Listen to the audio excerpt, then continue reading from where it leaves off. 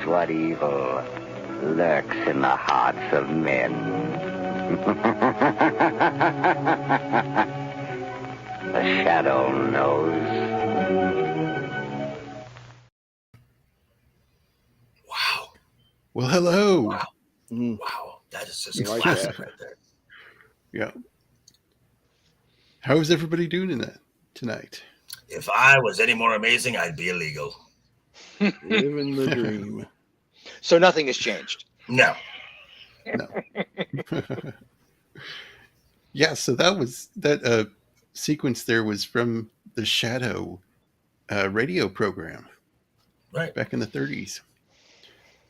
Orson Welles Which- did the voice of the Shadow. Yes, which Oh, when I was in 8th grade, my history teacher, we were talking about the late 20s, early 30s, and radio programs, and he played episodes of The Shadow during class. So that's how I got to know who this character is. So when the film came out, I was like, "Oh, I know this guy." Yes, indeed.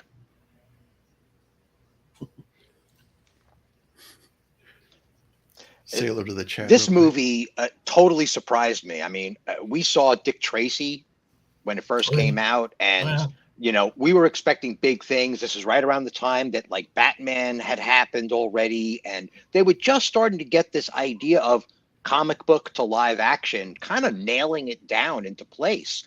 Yeah. And when I saw this on screen, I was like, I think we got a promising future here, boys and girls. This And looks then- really good. And then films like The Phantom came out and it kind of derailed it for a little while. And then Blade came out with something good, and then we didn't see anything. Then they had the Keaton Batman films, and those were fine.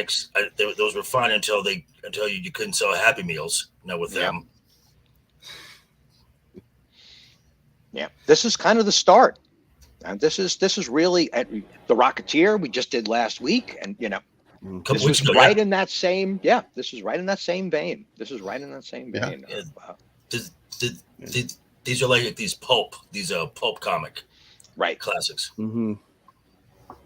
Yeah, good, enjoyable films that you get done. You kind of feel refreshed. You had a perfect amount of escapist and it was fun. Entertainment that you walked out. You're just like, yeah, I'm good. I remember like Rocketeer as a kid, leaving the theater when I was 10 or 12 years old, whenever that was, running around with my little brother upstairs, and just both of us with jetpacks on, and it was a blast. That's right. Good memories. Bucket on your head, pistol in your hand. That's right. which with Alec Baldwin as the star of this film, no one was injured on set with any of the gun moments. Yeah. Well, he hadn't had any range time to get his aim down. That's right. Gotcha. There it is. That's right. Okay, good. Ridiculous. I had to. Sorry, I had to. And I've said this before, right? Because we did Hunt for Red October on this channel not that long ago. Good movie. And it's really, really strange. This is a different Alec Baldwin. I don't know where this Alec Baldwin went. I don't know why he disappeared, but this Alec Baldwin was part of Beetlejuice. This Alec Baldwin was part of Hunt for Red October. It's like, where is this Alec? He went to 40 Rock, and suddenly there was no Alec Baldwin anymore. We had this caricature that kind of looked like Alec Baldwin, but was far too fat to be Alec Baldwin. I don't know what the heck happened, man. I just don't know what the heck happened. This is prime Alec Baldwin at like youthful, energetic, visceral, right? I mean, this is a crowning performance as far as I'm concerned. I love him in this picture. Mm-hmm. Yeah. I was looking for first time watches of this movie, and they're not there. There's not many people know about this movie, and no. I think the reason for that was when it came out. It came out against The Lion King Correct. The next week, the weekend after that, Forrest Gump came out. Oh, And you're the weekend after that, the weekend after that was True Lies. So it just got gobbled up. Man. Yeah, it had nowhere to go. No. Yeah, it literally had nowhere to go. And that's a damn shame. And 94 was actually probably one of the best years for movies. I mean, back when it was only 5 nominations for the Oscars, I can remember 4 right off the top of my head. You had Forrest Gump, Pulp Fiction, 4 Weddings and a Funeral, and Shawshank, all in the same year. Yeah, and we were on the heels of it. When did Jurassic Park come out? I mean, for crying out loud. Yeah. Yeah, the 90s was kind of a turning point. 90. They were trying to capitalize on all of this raw success coming out of the 80s. Mm-hmm. And then Hollywood got their hands on it and said and they took risks. Yeah. And they took risks, and some did well, some didn't. But then the major corporations turned them into assembly lines. Mm-hmm. Mm-hmm. Yeah. Yep. Yeah, we got, whatever. Some of the films that came out were just very contrived and feeling. Thank you, Nas. You are too kind, sir. You are too kind, sir. Which that is an amazing film.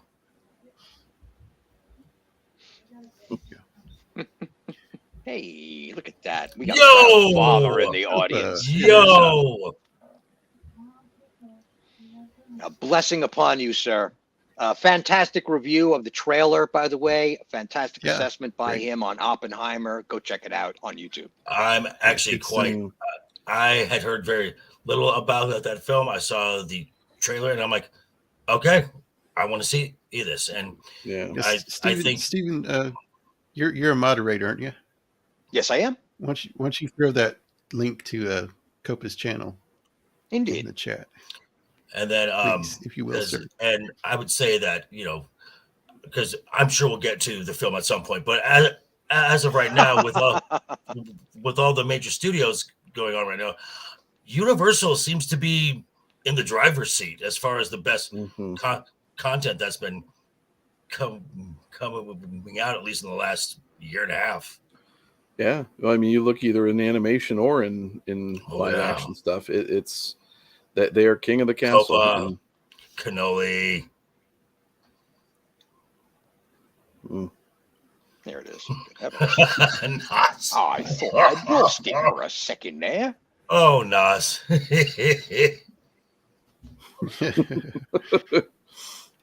Yeah, Jacob's a bit out of control, Nas. I know, right? I mean, we had to tell him in the green room to settle down. Right, because he wouldn't let us talk at all. Being a little too demanding. Nerd Porio, what's up, man? Yeah, so Brian? Alec Baldwin was actually I said that in the back. I really think that the Bill Finger took inspiration for the bat from the shadow. Miss Martin uses hello there. So Alec Baldwin was actually, went in to be cast as Batman. He would have been terrible. Yeah. And the fact that they got Keaton to do it and all the uproar about a short Batman back then. Well, but he ruled it. Well, initially it was he's a comedic actor, and I said, well, what's harder to make? I'm like, what's harder than making someone laugh? So I think he'll do fine in this. Everybody seems to forget that not Schwarzenegger, but Tom Cruise and Sylvester Stallone are not very tall fellows, right? No, they're not. Mm-hmm. But because of that, their stunt personnel can actually come on screen at 6'2", 6'3", and look like giant monsters. Mm-hmm. Because these are fit guys, but they look like they're 6 foot tall. So how the heck tall is that guy if he's standing next to him? So there is something cinematic about all of that might actually be a really good thing. I don't know if we've gotten the same kind of movies if it all looked that way. And Tom Cruise makes everybody look gigantic. Yeah, seriously. You know, which I mean, and if you're looking at that Robert and you're having a Downey Jr. 's not stuntman that who's tall taller either. than 6 foot doing that stuff, No. that says a lot about the photography guys being able to sit there and manage that and actually make that transition a believable thing. You actually have talented people working on it back then. True. There's a fantastic bit on the commentary track for a movie called Kiss Kiss Bang Bang, Okay. where Zax. where Robert Downey Jr. is talking to the director. What is it? Black, right? Shane Black, right? Yeah, and he's looking at himself on screen, and he goes, "Shane, what lens are you using? I look fantastic on screen right now. I need to tell my next director what lens you're using." You know, so there's great. that going on for real, right? You know, I am contracted that you're only allowed to use these lenses on me because I look fantastic. That might explain why Shane Black directed the third Iron Man film. Mm. Oh my goodness, look at this influx. Unbelievable. Yes. Look at our chat. Hello, everybody. How is everybody doing? Melvin Deeply as well. Good heavens. Look at all you guys. Welcome. Yes, indeed. Let us start scrubbing already. Enough with the preamble. Right? Yeah, we're good. Enough with this. Mm. The Shadow. The Shadow. And even that screen right there just kind of tells you what kind of good fun you're in for. Right there. Mm-hmm. Very simple, but very, pulpy. Just, it got me right into it right off the bat. Right.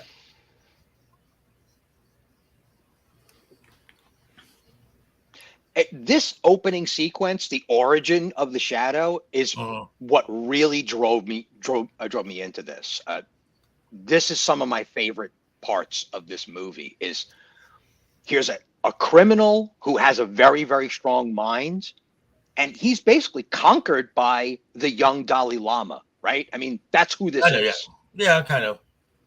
I mean, but isn't he like a World War I vet, and he just kind of stays in China. So he stays in China and just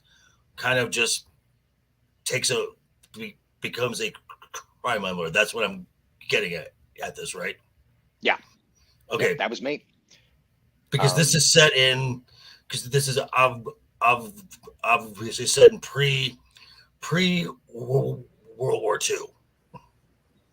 Right. Yeah, exactly. And it's all prior to even the Depression, right? I mean, this is just before the Depression. Yeah, I'd say. Yeah, I wanted to. So late matte 20s. painting here. Yeah. This is when they used to do matte painting. It's great. Mm-hmm. Yeah, and it works better than the volume today. So right, I'll take it. Yeah, yeah. You bet. And this is a matte painting, probably a live shot, right? Back in the day, they would do glass, and they would put that glass panel in front of the camera, so the camera was looking through the painting, lining it up with the mountains, and allowing all of this to happen in real time. In camera special effects. Yeah. The good old days. Mm-hmm. Here he is. This was an interesting section for me too, because like I mentioned to you guys earlier, this is my first time watching the movie because I was one of those guys that it all got lost in the shuffle of everything that got released that week and the weeks after. And so when I'm watching Alec Baldwin here, it was almost kind of an anachronistic kind of Alec Baldwin. I had trouble kind of actually sitting him in this role in the opening, but as the film progressed, it just very quickly, that got erased and got me into the whole deal. It was like, all right, once you got past this opening, and the opening was not bad in any way. It was just, I was so used to seeing Alec Baldwin in so many other different things that this took me a minute to get used to. Right. Yeah. Yeah, that's what I'm saying. This was like a real expression of his range, that that he was able to portray this level of evil, and then by the opening sequence, he's Bruce Wayne and the Shadow, and it's like, whew, this is some potent stuff. He was pretty violent, and now Hey, I'm not look, sure what to expect from this guy. it's Lopan. Yeah, I know. Yeah. It's Lopan. Also, Panda's father. Oh, yeah. and in this the guy, back. this guy here too. That's right, Mr. Crunch Bar from Die Hard. Yeah. So, yeah, I like this part. This guy's, you killed two of our men, and he's like arguing with him, and he says, "My brothers will come after you." And he's like, "And I promise, I'll bury them beside you." With the long fingernails. What do y'all think of the long fingernails? I loved it. It was perfect. It really was. Mhm. I read a lot of adventure stories, like pre-World War I adventure stories from like the end of the Victorian, like during the Victorian era. And the descriptions of villains and sequences like this are flat on the page, man. They're right there, just like this, And he plays it up. I mean, look at that gigantic fur coat he's wearing, and the nails, and the servants, and just really, really good. He just looks so greasy in this shot. Yeah. It really is. I love how all of that is played up, like you were saying, Stephen. It just, that's one of the things. I really enjoyed the Nolan Batman trilogy. Really enjoyed it. It was good for what it was, but the one thing that you can say that it's missing is this pulp type characteristics that this movie has in spades. Nolan wanted realism in it, and totally get that, totally understand that. And I'm almost of the mindset now where I want to return back to this. I want to return back to the first Batman. I want to return back to the first two Superman movies, because I mean these were fun movies that the people, the actors didn't take themselves too seriously. The movies didn't take themselves too seriously, yet they told a good story of good versus evil, a very defined evil. You have a redemption arc in this one, with Alec Baldwin's character. You just walked away from this just with such a different feeling than what you do with films today, that I can't understate how much I enjoyed this. Yeah, and one should note that you could see Ra's al Ghul in this character right now. Mm-hmm. You could see the opening of Nolan's Batman in this opening sequence. Like, it's all there. It's all right on the surface right there, that he's a nefarious character who becomes Bruce Wayne's Batman. Yeah. Mm-hmm. And I like this part here. He's like, "You're like a father to me." He's like, turns around, "Shoot through him." I'll risk the YouTube coming down.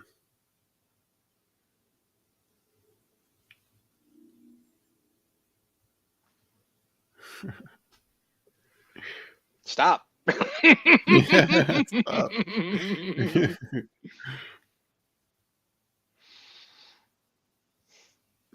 Oh my God. And then he says this yawn.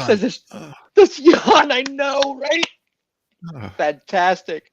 And I don't even remember what he says. What does he say here? What's the subtitle on this line? He says it in a foreign language, but it's like such a smarmy insult. Yeah. I can't remember what he said, but yeah. Yeah. Just fantastic. Yeah, here we go.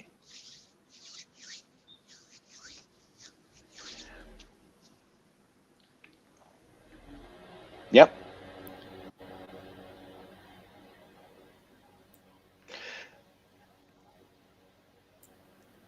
Yeah, they knock him out. Yeah, this gets into like, there's a part of fiction during this time period this story is set in, that was dealing with mentalism and this notion that a powerful, genuine mentalist could superimpose a reality over your own mind so that it looks like magic is happening outside of your perception, but it's all happening inside your head, right? This is the there is no spoon concept that the Matrix brought to us, which got me really excited when I saw it. I was like, woo-hoo-hoo-hoo, we're going inside the head, boys and girls. Let's get this done. So this was really exciting to watch on screen because this is not happening in cinema anymore. We're not seeing this kind of stuff in cinema anymore. This reality that your mind can be manipulated to see an alternate reality. I mean, by the way, we're dealing with holograms. Remind you of this Cobra. Conan. Yep. Oh yeah, it's also too, right? That too. Right, very much so. I was thinking Serpentor from G.I. Joe.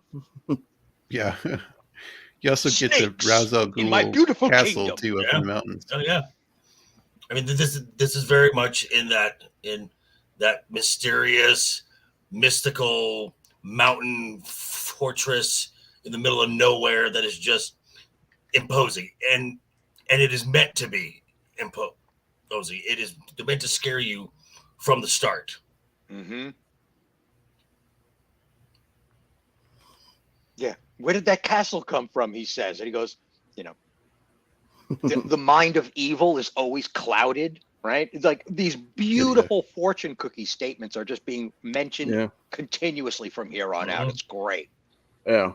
Only the weak-minded can't see what's there. Mm-hmm. Yeah. The weak mind is clouded. Yeah. Well, and that really kind of speaks to, like, you see him introduced as this extremely powerful kingpin of men.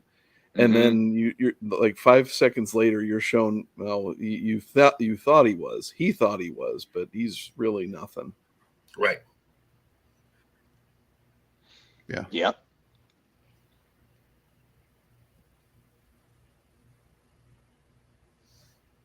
Yeah. Fantastic.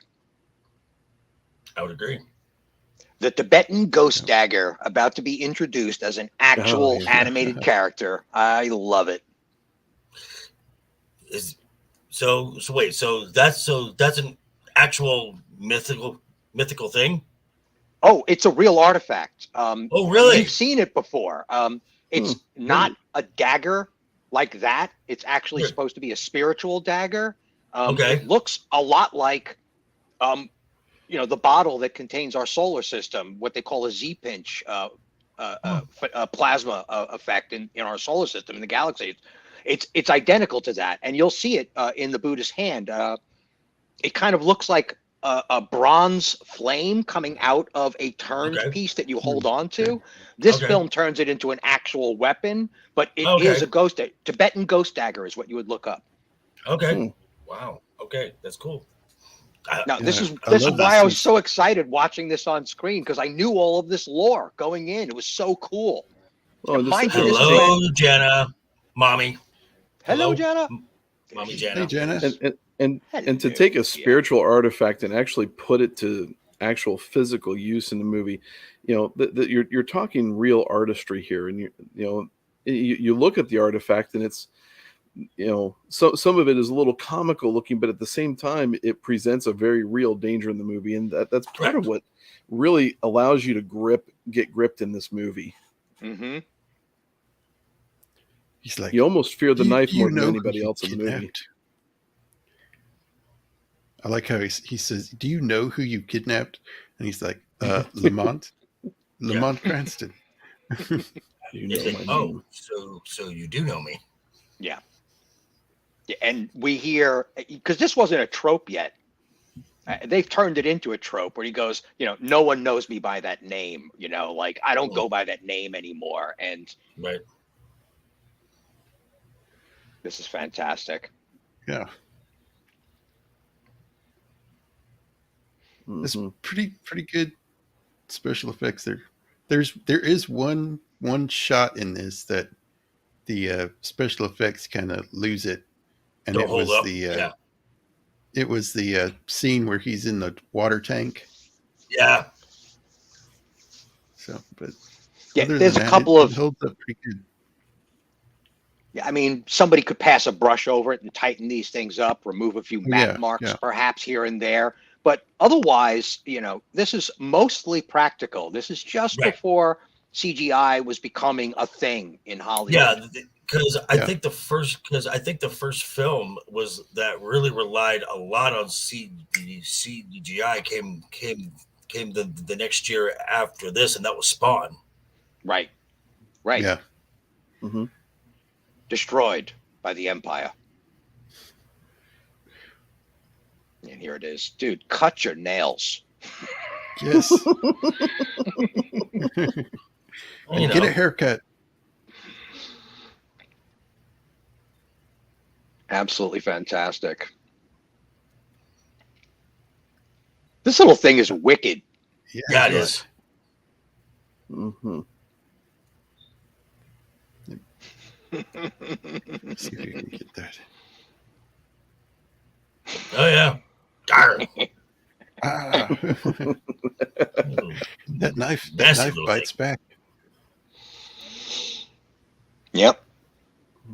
Although I would imagine that that's what Nosferatu is typing with right now, those kinds of fingernails. Yeah, Nas- probably. Mm-hmm. Nas, Also, Nas is going to be in a from movie. that? That's Did Did y'all right. see the movie? Oh, the What was it called? the- The Last Voyage of the. oh yes. The last voyage of the. What was it the? The meter. Yes, that's the The name of the Meter, boat. How you doing, theme park? What's up? Hey, Theme park? Theme What's Park. up, Shield? Shield Wall. Oh yeah, the shield wall too. Good grief. Yeah, shield wall. Got some really, really great influx coming in here. Gord King as well. How are you, everybody? Welcome to our chat. Yeah. Watching this 1994 The Shadow. Fantastic. Got a really good Yeah, and audience this tonight. dagger has a will of its own too. It's like Right. the guy really has to call it back to get it to come. Right. Yeah. Well, what it's actually talking about on a spiritual scale is that the power of the universe, once you've tapped into it, can get out of your hands, and that the human mind must be disciplined enough to tame this wild animal we call the universe. Right? It requires human discipline to be able to control these things. That look right there. It's like, all right, fine. Yeah. But he's so chewable. I just want to bite him again. I'm hungry. So what he's actually restraining is not the dagger. He's actually restraining his own desire to hurt this man for being wicked. Right? This is what I mean about this mental theater that's so exciting in this movie. Because he goes into that too. It's like the more wicked you are, the less likely you're able to see him as not being the shadow. And the easier it is to convince them of their own fears. Because they're already fearful. Right? It's already there in their minds. This is some really, really good stuff, man. I wish more action pictures would play with this material. And not in a CGI environment and not in an isekai. Batman. It's also a lot like Batman. They're using that figure, the bat or the man dressed in black, that fear. Right. Who could be right around the corner. And who lurks in the shadows. That's right. That's one thing I liked about the Batman movie, the first of it, where it's like showing all these guys and they see the bat signal come out, and all of a sudden freak out. Every dark corner is a hiding spot. Right. Mind you, this was right around the same time that a certain gigantic communist government was invading Tibet. This movie came out, as well as The Golden Child and several other pieces with Richard Gere at the helm of pushing this note to the society. Take it for what you will, believe what you want, take whatever position you feel, but we lost an entire country in a few years because of that. They're no longer a sovereign nation.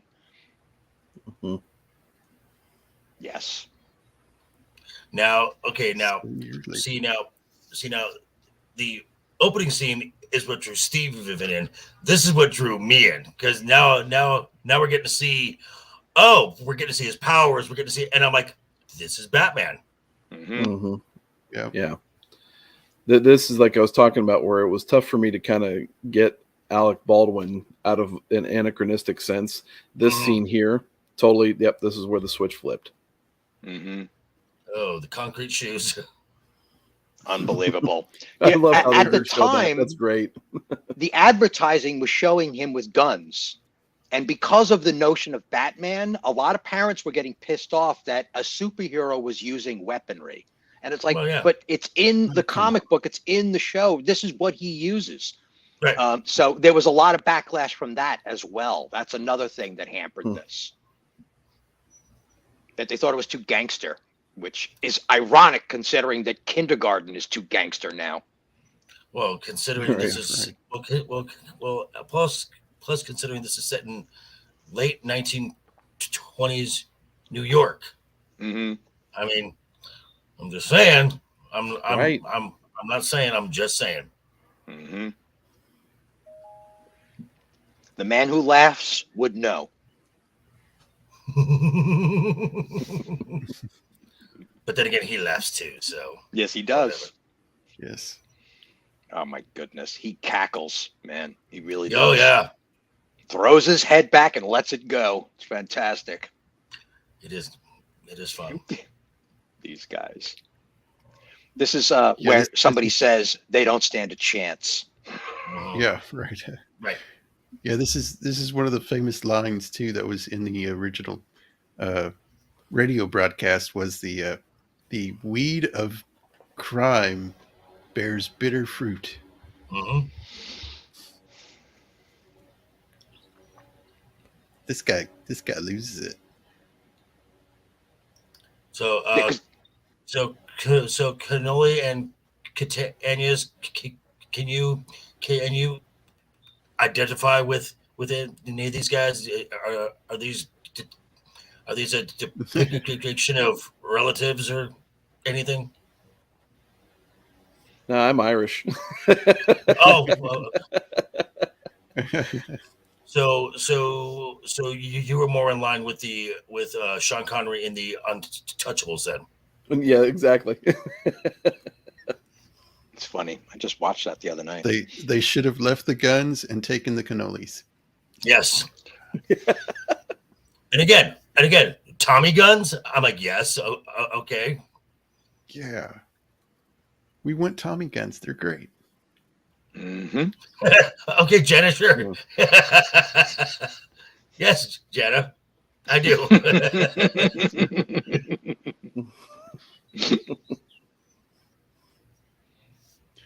Oh, Nos. I'm sorry, what? No. Nos. Wow, Jacob. That's on his other channel, Jacob Ironside After Dark. Oh, no. Dirty dog, you. Absolutely Nice. fantastic. Now, you hear people playing saying stuff like, "Oh, this superhero is going to play mind games on him," right? He's really playing mind games on him in this sequence. Yeah.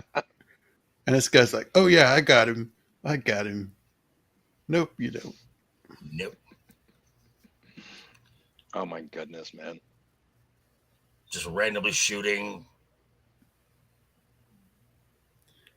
Yeah, you in the 80s and 90s, you saw this a lot with him holding the guy over the edge, Yes. threatening to drop him. Mm-hmm. And pow, pow. Punch, Okay. punch. I'll confess.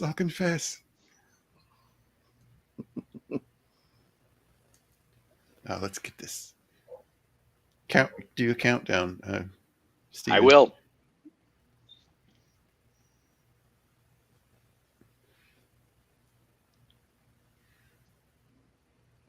There it is. Yeah, you can almost hear that Saturday morning cartoon Batman animated series music playing over this, right? I mean, it's right out of that. It's exactly the same motifs, even. Elfman style. There it is. There it is. Dun dun dun dun dun dun. Oh yeah, who was the guy who did the music for this? I forget. Oh wow. Oh, that's a good question. Go for it, Joker. Gold. Wonderful thing called Google. Yeah, here. Goldman. It was Goldman. Goldman, Oh. yeah. Okay. That's so cool. That shot. Mm-hmm. Yep. Only rivaled by one other shot, as far as this like silhouette looking thing goes. There's only one other shot that we get toward the end that is just glorious. Yeah. Oh yeah. And we zoom For in the zoom in. longest time, does that not look like one of the other Baldwin brothers? Yes. Yes, it Yes. does. It looks like Steven. Yeah. Yes. Yeah.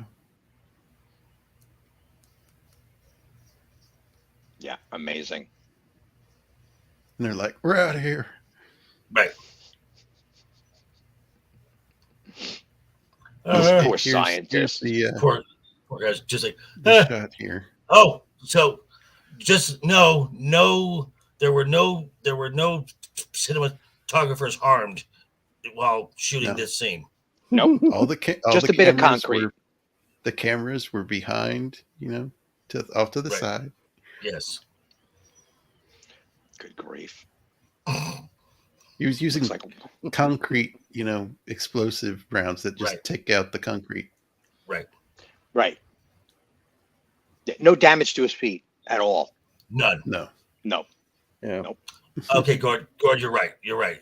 It's the more like it's more the William Baldwin. Correct. Oh, and that car. I love this car. I love too. this cab. I love this cab. And Mhm. again, Yeah, it's a 1936 Cord 810 Westchester. okay, well then that's interesting because Pretty that cool. now tells you what time frame you're in here. Yeah. So this is mid 1930s then. Okay. And they This is they just actually after. had Uh-huh. a action figures for this movie, and they had the car too. Oh, Now, I like the I like the headlights that came out of the wheel wells, Yeah. and then I also really liked the fact that they used this car specifically is only the shadows, so you always know where he is in every single scene. Yeah. Mm-hmm. Mm-hmm. hmm And Yep. let's just do And, a quick shout out for all the different cars that are in this movie. Oh I yeah. mean, they yeah. are just some classic looks. Loved Yep. it. Also, shout out to the older gentlemen that are playing co-star in this. Yes. The cab driver, Yeah, his the cab uncle. I mean, Yep. Jonathan Winters, Did right? Yep. And Yeah. and Peter The guy who Boyle, just for saved crying out here. loud. Good The grief. guy he just saved here is in a bunch of movies too. A bunch of- Yes, he and, is. and the guy that and the old man dad that he killed right in the start is in a ton of stuff. Yeah. Mhm. Yeah. Yeah. Really is a phenomenal cast. And these are probably a combination of physical sets, bigatures, right? The Mhm. cityscape and stuff like that are probably gigantic models with some matte painting to, fluff out the backgrounds and stuff. Right. Yeah, great stuff. And he gives these rings to his agents, Right. and they're And all over the place, all over the world. right. And you see it every now and then where there'll be someone walking through a background and you'll notice the ring. It's like, oh, okay, now that's how he Yep. gets all the information, this little network he has. Right. Yeah. And cool Yeah, he effect. says- Go ahead. He says, "I love their The secret sun, messages the to each sun- other, The sun is shining. but the ice is slippery." It's slippery. Now, as far as a mentalist is concerned, these things become almost a GPS device. All he needs to do is attach the mental moment, and no matter where that ring is on the planet, he can get in touch with them, sort of. Right? Yeah. That's why the cab driver always shows up conveniently, because he's in continuous psychic contact with his cab driver. Okay, now these things I love these set pieces. I talked I talked about this when I came on for the Rocketeer. These clubs, and these are like restaurant club, just a high back chair, the live band playing, the singer. Everyone is just dressed to the nines. Love these set pieces. Absolutely love them. Yeah, and a lot of these places were speakeasies. During the one that's mentioned a few times in Hitchcock movies is the Club 21, and it was one of these clubs. Mm-hmm. Look at that design. I mean, that is a phenomenal design. Yes. Yeah. Absolutely it is. Just beautiful.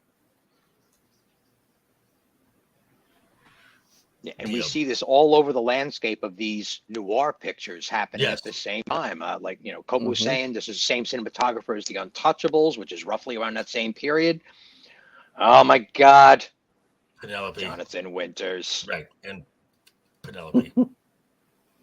Yeah, Miss Satin has not yet entered frame full just yet, but we're about to be pleasantly surprised in a few minutes. Yes.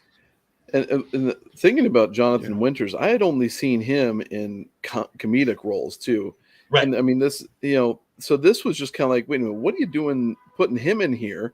When's he going to say something funny? He doesn't. I mean, he kind of, there are some comical things he does in here, but it's just kind of like, wow, it works. My first time being exposed to that actor, Mork and Mindy. Oh yeah. Yes, he did. I mean, look at that six-pack. Zach's. Oh, yeah. You could see the six-pack on his face, actually. That's one more of a keg, I think. Mm-hmm. Yeah, it's right in between his eyebrows. Yeah. And whenever we come across a shot of Miss Satin, I would love to get the lady's opinion on how fabulous this dress really is. Right. Yeah, hang on just a second. Yeah, there we go. Let's play this right here. And that's exactly how I looked when watching this movie. Like, hello. Yeah. Penelope. Hello, nurse. A little sided boob there, too. Yeah. Language. What? No, language. We try to keep this under PG. Sorry. If at all possible, restrained. Get clever. Okay. But there we go. Yeah. Really that graceful Satin looking doesn't woman. deserve to look Yes. good. Very much so. What a glorious material. How does she compare to Jennifer Connelly in The Rocketeer? You can't beat Jennifer Connelly from That's not fair. That is not fair, Jacob. That is an unfair. Oh yes. Yes. How about hang on just a second. I'm going to do a poll. Let's do a poll. Shall we? Yes. Well, Connelly. No, you're not. No, you're not, Gord King. We try to do that around the Popcorn Channel too. Wow. Thanks, Nas. Yes, Nas, we're doing it. We're making the poll, Nas. It's going to happen.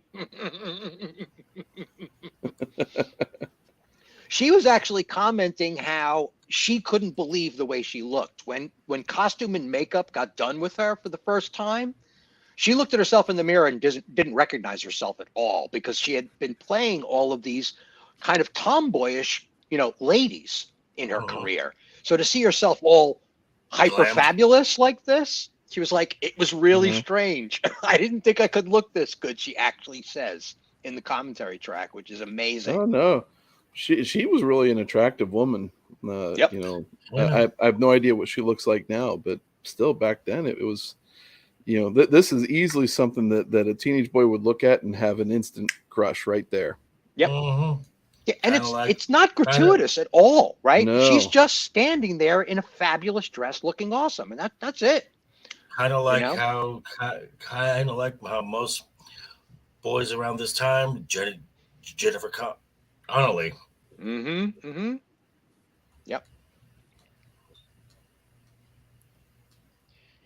Yep. Bear with Ladies me here. and gentlemen, That's what this is right here. It's a room full of ladies and gentlemen. I mean, It's hell, for the it's most hell. part. Yeah. It's Handful of hello, scoundrels. nurse. Mm-hmm. Yes. Yes, Nas. Yes. Miss Crabtree. Anybody who doesn't know, look it up. Miss Crabtree was fabulous. That There is we go. really good to know, Jana. Do you There we rock go. it, The Jan? pose. Do you rock it, Jana? All right.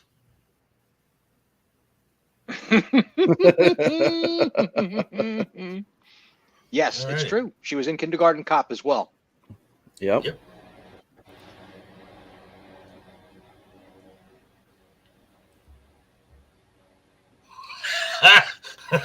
You know, Copa, I can't argue that. Sorry, I completely agree.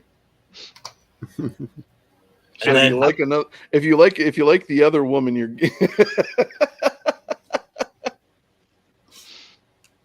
Yeah, here we go. Fantastic. Yeah, I love this part. It's like, I'm going to put a task force together to take the So no shadow down.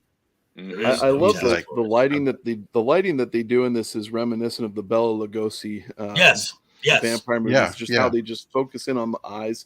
Really well done. Really good callback, I thought. Yeah, there's a few moments in here where his pupils actually go chrome at Right. certain Yeah, points. yeah.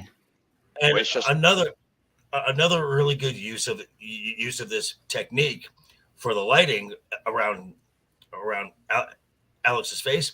They used in the Adams family for Angelica Houston. Yeah. Oh, yeah. you're right. Yeah. yeah. I remember that. What a classic! Absolutely fantastic. Great And films. I will vote against the Tide just to keep it interesting. Wow. So according to Copa, then you're gay. So I'm just saying. Well, I run with the Flaccid, so I'm used to that fence. Not that there's anything wrong with that. Not that there's anything wrong with that. Which is funny because we just watched that episode tonight. That's Really? That's hysterical. Yeah. And of course, the typical man in the club sends a drink, over, Right. Mhm. Because you don't do that anymore. You can't. Yeah. Get Oh away no, with that. no. Well, he was kind of he had it going for him because he sent the whole bottle. Yeah. Like, hello. She looked him up and down, and she's like, "All right, you tall drink of water. Why don't you sit down before you hurt yourself?" Like Right. she takes it as much as he gives it. It's really, really great. I Uh-huh. love that she feels rough and tumbly. Like she got no problem changing the tire on a car. Like you can almost hear it in her voice Right. that she's that Yeah. kind of gal. Yeah. It's the prototypical damsel And in distress kind of spunk wait, that these is this- serial shows had. Mm-hmm. Yeah, but she's also gives that persona of a strong a man like they do nowadays. Right. This is very much. She's also, she has as a she is the damsel, but she's also a femme. But she's also a bit of a femme fatale too. And she's got Yeah, those. yeah. And she has those come hither eyes. Mm-hmm. I don't know about that lipstick, Yeah, so though. I would have imagined they that start off lipstick early. needed a little more wine in it, but looking a little orange on me. And they Check my start game, off, Miss Jana. Sorry. and they I'm have sorry, I'm right talking all off the over you. bat. They have right off the bat. He asks his uncle. That's his uncle, right? Right. Yeah. Who is And that? then, and she's like, she's don't, touched. she's weird. She hears voices. She's touched. And he's like, really? Wow. Yep. Does she now? Oh, interesting. And so this is how he knows exactly what wine she likes and what she's going to want to eat. Mm-hmm. You're like, let's go get some Chinese food. Peking duck. Oh my God. And this is the origin of that line, by the way. This is what Wayne's World is goofing on, by the way. This Now, sequence right here. I do notice something here. Now, because I don't think they had the technology back then. But back in Tibet, he has Chinese characters tattooed on his hands. Here he doesn't. Yeah, I'm not sure. I'm not sure how that. It may have been henna. It might not have been tattoos. But I don't know. It's from Tibet. Those are tattoos. Okay. And they were like tapped on too. There was no guns back then. Right. They're going old school. Yeah. Yeah. I mean, yeah, they hurt. It's like, you speak fluent Mandarin, but of course. Chinese, only Mandarin. Yeah. Fantastic. Mm-hmm. And she picks something out of his head thing during they this sequence, doesn't she? With the obsidian blade. I think because he has to leave, and then she says Yin Po or something. And he's like, wait, what? How do you know that? Mm-hmm. Yeah, that's another scene, I think. Right.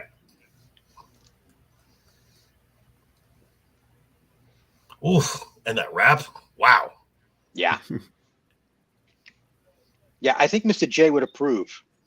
I do approve. Yeah. Own it, baby. Own it. But Connolly's still hotter. Yeah. So how long does that pole stay up? I've never done it before. You have to end it, I think. I forget now. Let's ask Nas. Go ahead. The results are what? Yeah, I don't know if you want to ask Nas. Yeah. Whoa! Wow! Nas. Hello. Yeah. Ooh. So it's the panel that has to mind the phrasing. The chat can do it. Okay, got it. Yep. Got it. Exactly. Okay. Yep. I am Nas's keeper. This part two, he's like, I like that girl, boss. She's not like your normal dames. It's like, oh, she's dangerous. So again, this is so as the shadow is the bat. This is Bruce Wayne. Yeah. Man about town, millionaire. Yeah, a bit of an illusion as to who he really is, like just residing on the surface. Very much a playboy. Nothing was original. How many times can you say this, right? I mean, you just read Shakespeare and you realize, nothing's original, guys. This goes ahead and proves it right off the bat. Well, I mean, because what was it? You mentioned Shakespeare. A film last year, the Northman was the inspiration for Hamlet. Mm-hmm. Yeah, this sequence. Very good movie too. I love this. Amazing film. It's like someone's coming. Yeah, I received a text. Yes. Isn't this where Billy Madison got or Happy Gilmore was like, I'm just looking for the other half of this bottle line? I wouldn't surprise me. There was a lot of this stuff that was really, really popular. But yeah.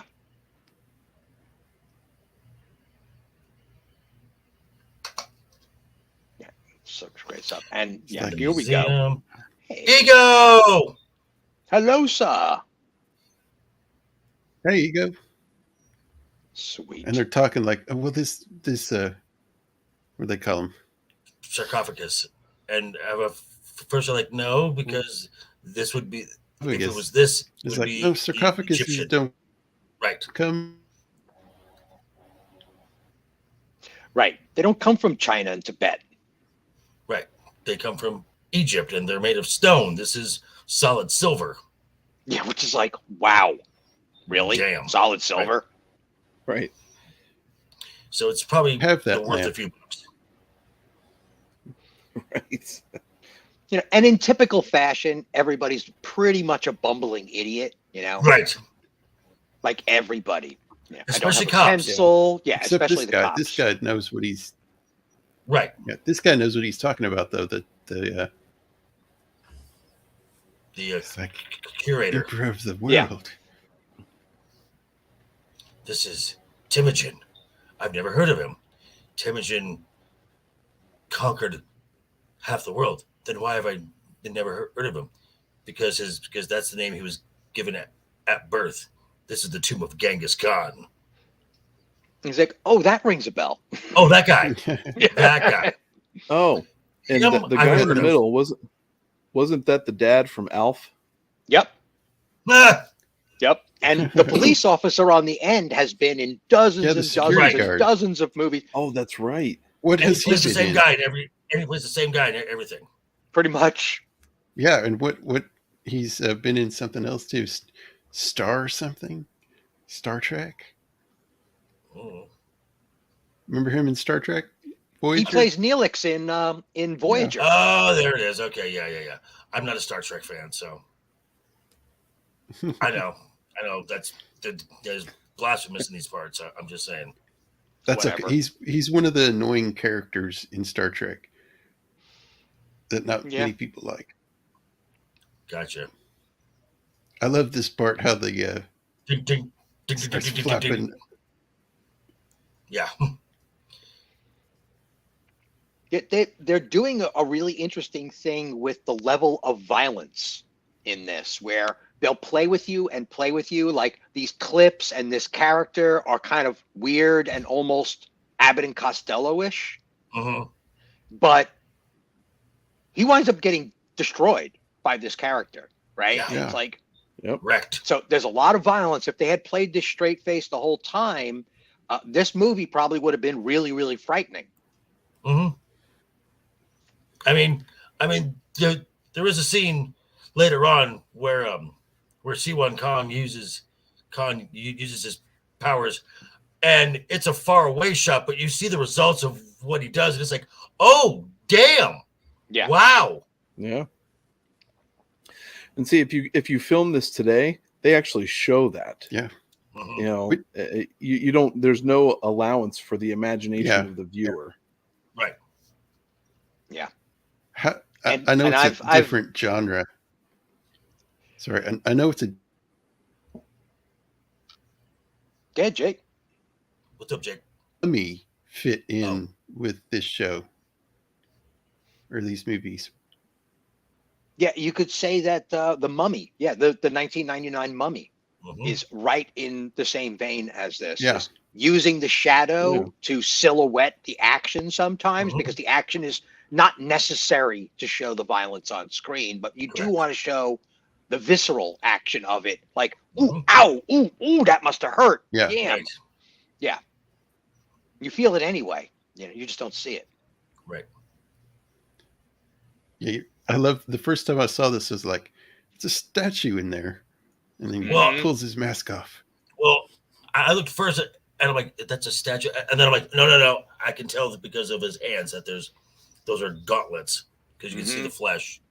And he does that great job of like the mechanical nature of removing the faceplate, where it's like, and it like clicks off of his face almost. Really, really great. Nas, your flattery will not get you Wow. lunch, my friend. That is quite a compliment. He's like, This actor too has been or die. everywhere as well.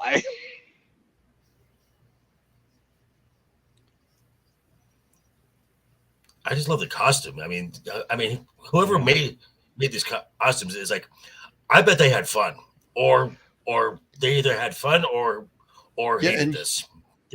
There's really no in between. Yeah, and this costume, you never see this costume. Yeah. You never Yeah. see this costume again. Correct. It's just for this one scene. Mhm. Mm-hmm. But it is wonderfully ornate, though. It is. You can tell that there are Yeah, people that yeah. got involved in the costuming that enjoyed it, whether it's Penelope's dress, even the tuxes, all this stuff was everything was very well thought out in terms of design. Right. It's refreshing. And I love the fact that in the background, as he's hiding in plain sight, he's hiding. We're right behind a Iron Maiden. Yeah. Yeah. There's so much of that in plain sight trope throughout this, right? The criminals are in plain sight. He's in plain sight. And now look at these two guys on screen. You just can't believe where these people went after this movie. I did not. This is the one thing I did not like about this film, was I could not stand Tim Curry in this film. Yeah, he is annoying in this film, but rightly so. He's supposed to be annoying, right? Yeah, he's right. I get that. And he is supposed to be like he's really supposed to be like he's supposed to be like a cartoon villain, is what he is. Right. But it's just he dialed it to like 12, and I'm just like, oh, it was a bit off putting. Yeah. This is about as close. It's funny, if this film came out today, this moment would be the wokeness. Yeah. Right? Where she grabs him by the chin and goes, hey, I don't like my eyes are up here. And his eyes will go right back down to her chest right after she lets go, too, which is what I love, these shadows where we see this scientific apparatus shadows up on the wall in his laboratory. It's so comic book. It's crazy. I love and I thought this was funny too. I love the classic Pepsi bottle. Oh yeah, I love this part too. She asked about his shirt. What's with your shirt? He's like, oh, don't you like my green shirt? I thought you liked green. It's like, no, that's not green. and this and a colorblind scientist. Yeah, and this pays off later. So it's a nice little intro. Well, what's up, Blair? What's nuts about Ian in this movie is always amazing. His next major role after this is like Apt Pupil, I think. Oh, great film! Which is like what? Oh man! Oh, well, wait. This was 94. Apt Pupil came out when? I'm kind of guessing at that, but because before Lord of the Rings. Well, because before Lord of the Rings came X-Men. Right, and that was before or during X-Men. I think he did Apt Pupil, maybe. But The idea that this guy is this old in this movie and he has all of this in front of him just goes to show how crazy a career can be. Okay, Gord's got out of there. Apt was in 98, so just before X-Men then. Right. X-Men 99, right? Yep. 2000. 2000. Yeah. Saw that in the theater. Saw X-Men in the theater. Yeah. So did I. That's one movie I can say I saw in the theater. Thank you. That was crazy, man. When Wolverine cut that shotgun in half, the whole audience lost it. Just lost it. That was great. That's really interesting that he was filming Lord of the Rings before he was doing X-Men. That hasn't really ever really computed. I've always thought X-Men was prior to that. Mm-hmm. And this part, this cab driver's writing down, where he dropped this guy off, and he's like, "You need fuel." Right. Yeah. He's like, "Oh, thanks." He's like, "Yeah, I need gas. All right, here we go." This entire cast is amazing. Everybody who's on camera with dialogue has been in dozens and dozens of pictures and TV shows. It's nuts. Right. It's my lucky day. Boom. Kaplowy. Right, and then right. Oh yeah, I believe. Oh yeah, just go ahead. Here we go. Take this in the explosion, practical, and then I believe the next scene is we start to see his network and how his network works. Right. Yeah. It goes total steampunk. the Rocketeer actually has a fuel truck blow up too. Right. Yeah.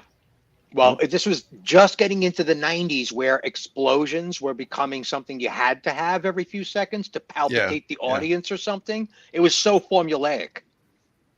Hey, I can dream that this was a superhero cinematic universe. The Rocketeer and the Shadow. And The by all Phantom, rights, it which should was be, okay. including the Phantom, because it's got the same vibe and the same kind of like aesthetic going on. And same time frame. Yeah, yeah. And that's it. He walks into this empty lot, and yeah.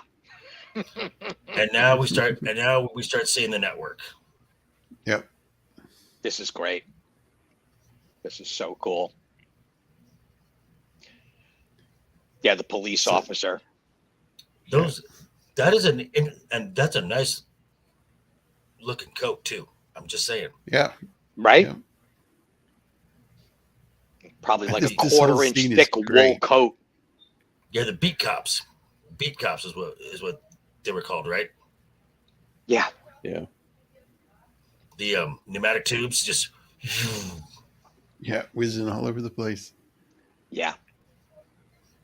Then he gets the message and turns on his video intercom system. Like mind blown. Again, this is Batman. Yep.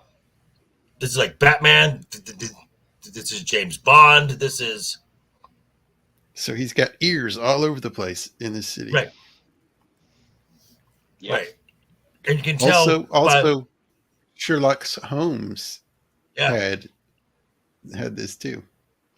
Yeah. This is supposed to be showing the 20th century coming to light, because in Sherlock's world, these would have all been done by urchins running messages across the city. Right. Yeah. Mhm. But now it's pneumatic tubes and video conferencing and and also each tube I'm almost certain represents a different sector of New York. So just by the tube you have a general area of where this stuff is happening. Right. And they pushes this button and it alerts him. Activates the ring. So fantastic. That's so one cool. ring to rule them all. And such a short little clip to show how vast his network is of people is. Yeah. Yeah. Yeah, and how well oiled that machine actually is too. Oh, yeah. That like boom, boom, boom, boom, boom. In a few minutes, he knows, right? If the word's out on the street, he knows. I love that car. I love that car. And then he get gets out. his message. Right. Get out. Thank you. Thank you. Yeah, this guy too has been in a bunch of this guy. Yeah. He's been in other things too. Really? Oh, that Thank car! you. Look at that. That is gorgeous. What a Right? great look. Right? The design back then was just so delicious. Look at all these cars are gorgeous. And that building. That's too. why we Even here in the Columbus even we've the got a lot bus, of car you know? shows. Mm. We get a lot of car shows here in Columbus. Yeah. And so every now and again, when the summertime and the fall hits, every other weekend you're just going to see these classic cars from the 30s, 40s, and 50s that have been restored Look at and this just shot here. drive around town. Yeah, there was a Yeah. there's a big last the weekend there was a big the rockabilly car show out here in the Vegas. It literally takes the entire parking lot area of the Orleans Hotel. Oh, neat. Right. Yeah. Wow. Just look at this shot. It looks like a old photograph that's been colorized. Yeah. They did such a good job on New this. York. Yeah.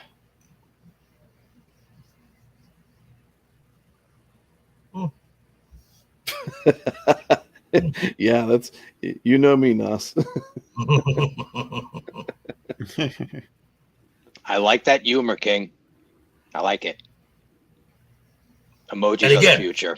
Okay, and again, you have this entire cityscape here going on, cars coming around. You know where the shadow is, and this is why obviously this is why they chose that design for his cab, so you always know where in the scene.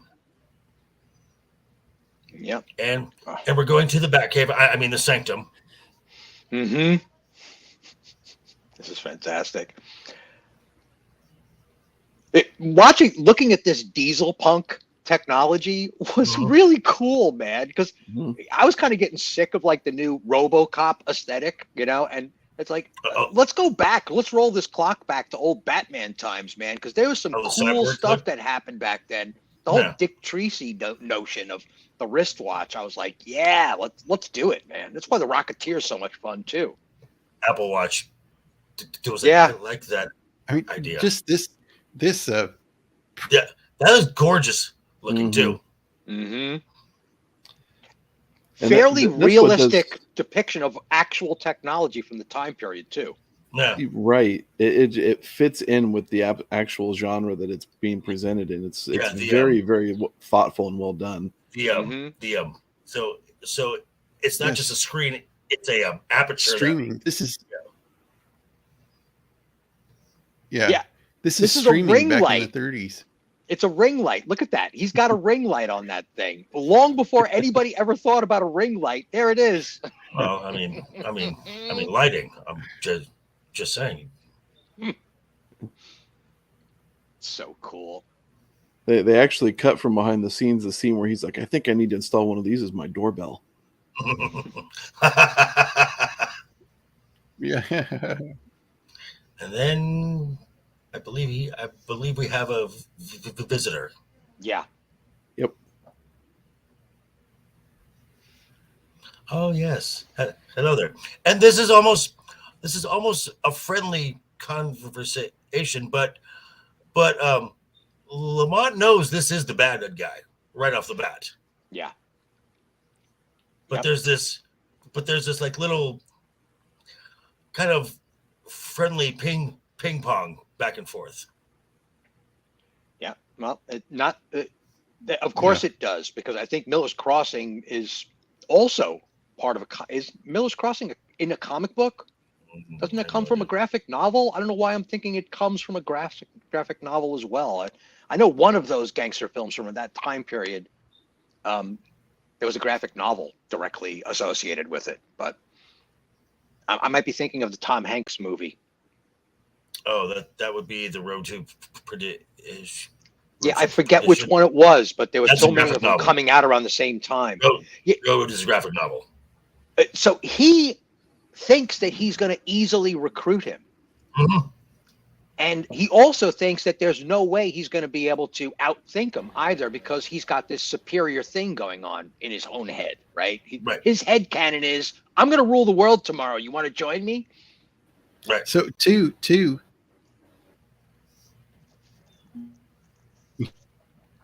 Says that he was in the sarcophagus of Genghis Khan to absorb his powers. So in this in this universe,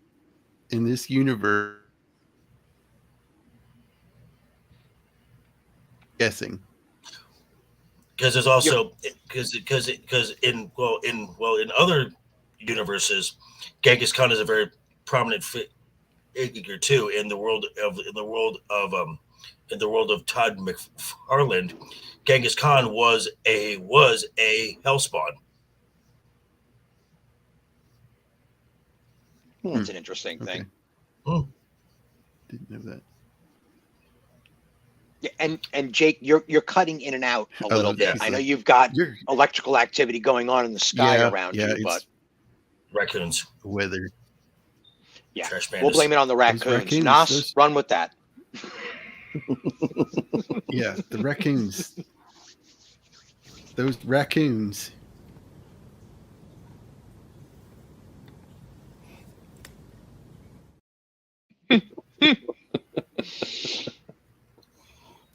Nosferatu the raccoon, of course. I thought I recognized him. It creeps me out when they stand up like that, man. It really creeps me out, you know. That's like right on the edge of like somewhere between the birds, and Planet of the Apes. I get that kind of creep in my bones when I see pictures like that. See, it just goes to show you what the lie is, though. I mean, you always thought Nosferatu would turn into a bat. That's what all the movies say, but no, it's a raccoon. Yeah, he turns into a raccoon. The little mask, they have.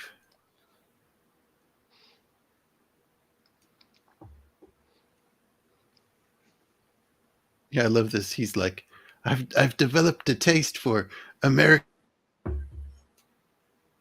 whiskey. Yeah. Cheers. They're having some really good volleys of dialogue here. I mean, they do this whole sequence, and then they have the restaurant sequence later on where he tries to mirror his disguise of being in public with a new suit and everything. Yeah, right. So it's really, really great. It's like you could see that he's trying. He wants to be partners with him, Yeah. And that's when he gets disappointed. There's almost like this. Yeah.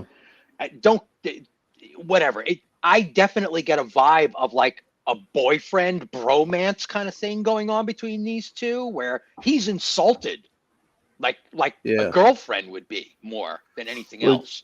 It definitely kind of hits that tone of the villain giving the good guy every chance that he can to join him or else type of thing. That's definitely what the scene is set up to be. But it's well done. You're right. Join the League of Shadows. Pretty much. Yeah.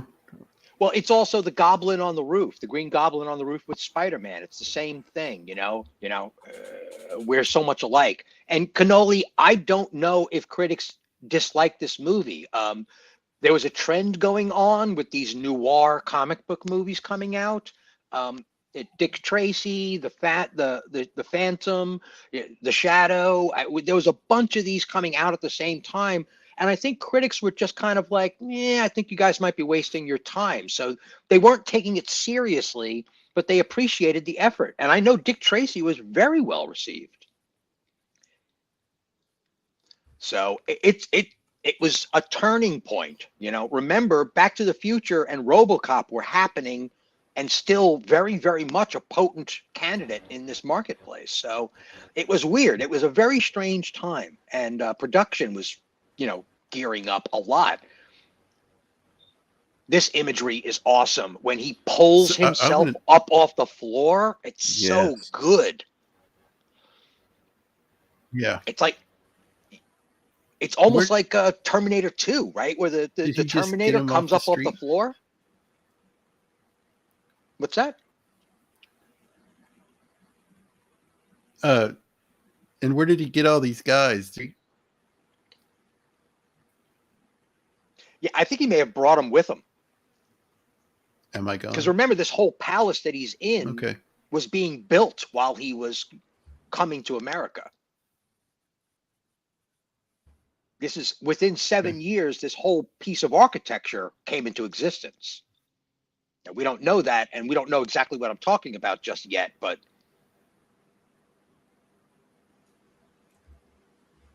yeah. Oh, here we go. Yes, his charming wife. The sun is shining. Quiet.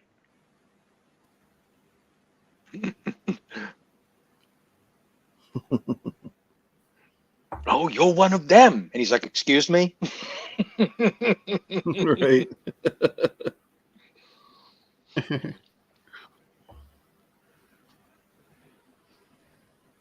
Yeah. So he gets this coin from Genghis Khan, right? Mm-hmm. And it turns out to be this substance that is equivalent to uranium before uranium was even on anybody's radar, kind of. I mean, sort of. Yeah.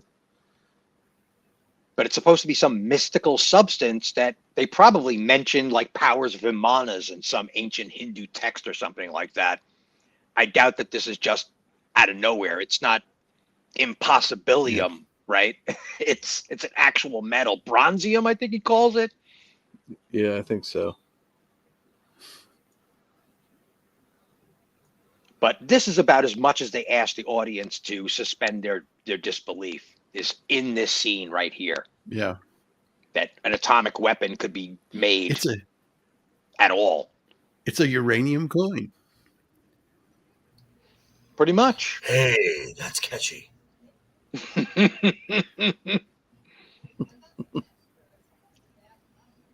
Yeah, and this is where they start putting some of the pieces together because he does a diagram at some point, right? Where it's like, Yeah.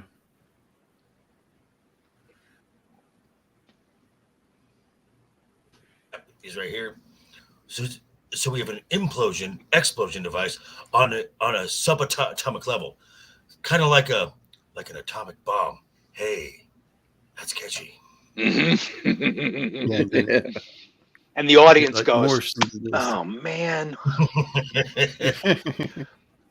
There was some goofballiness in here that people just really couldn't palate anymore because they were getting brutal reality from things now. Right. Yeah, here we go. This shot is unbelievable.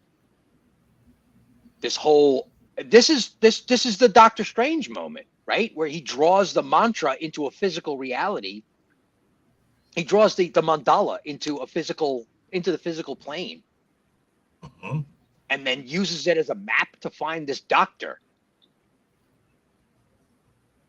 Yeah, look at those shadows cast on the walls. That is straight out of 1950s television, man. It's so cool. But the audience wasn't digging it. I don't think the audience dug it. They didn't get what this was all about. Well, because everyone at this time was watching animated lions. Yeah. It's strange. We got some new folks in the chat. A friend of mine, Pop My Culture. This is Shanti. So everyone say hi to Shanti. Hello. Hey, Shanti. And we got Roman of the Empire pop by. How are you, sir? Roman. Yeah, I love this. We don't have camels. We got llamas. Yeah, I thought that was awesome. Yeah, I have camels.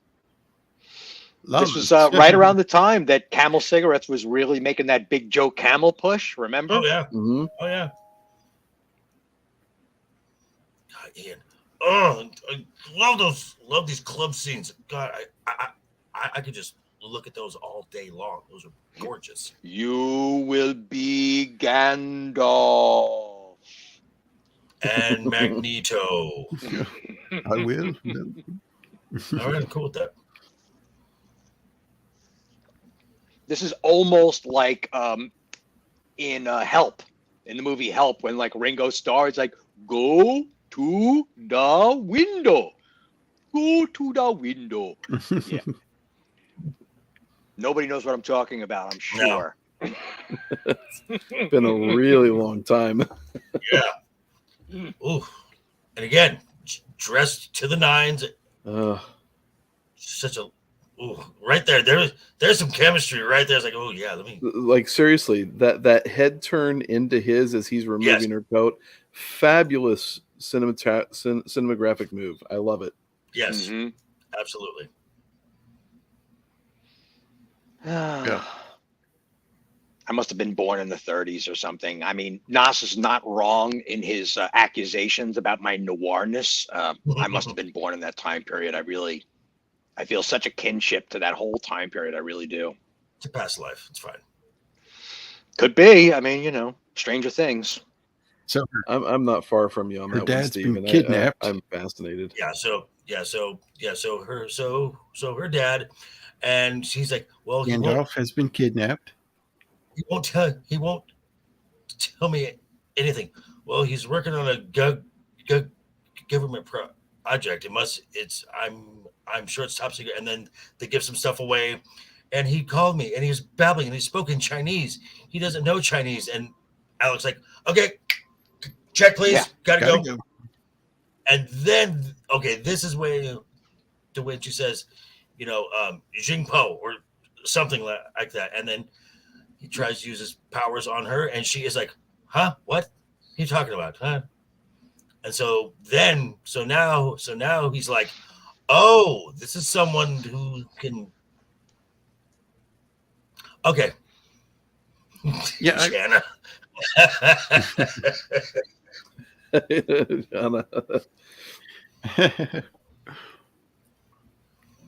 yeah, this too.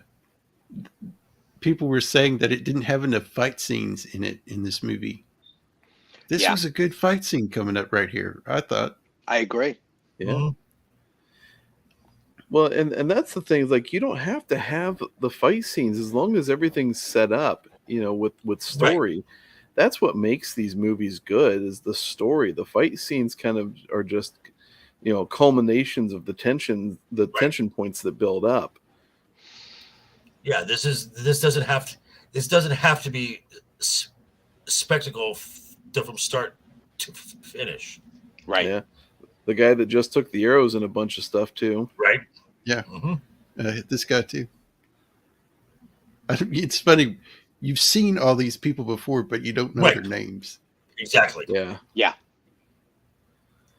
I don't know if you guys remember the TV show Wings.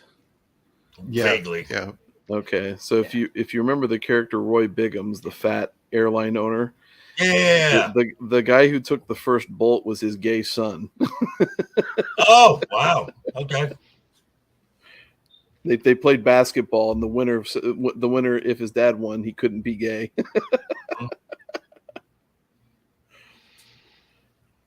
Gordon, exactly right. Yeah, this is great. He actually uses their minds against them. And, in a lot of magical systems, them wearing those helmets might actually be a form of psychic protection to kind of shield their heads using silver, right? It's like all of these things are all in line. This was like, but the audience was not aware of a lot of this stuff. Right. But one would have thought that there was a lot of people getting into this material around 1994. The New Age movement was really, really coming to its forefront. I mean, we were having department stores with New Age books in them, for crying out loud. Yeah, and Beetlejuice had already happened, and that was talking about the afterlife, and people were reading, the Egyptian Book of the Dead, and it was all on the map. It was so much fun. Such a great film. And this too, this is Batman, on the the gargoyle on the side of the building. Yeah. Very Gothic style. Wow, Gord, that was your first theatrical experience? God, I am old. Wow, that is just...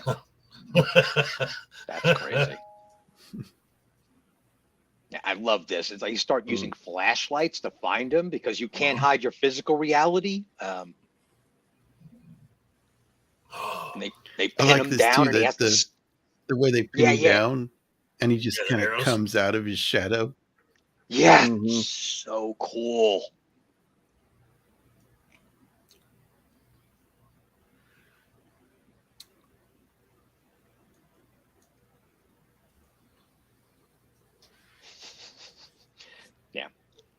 Yeah, this part.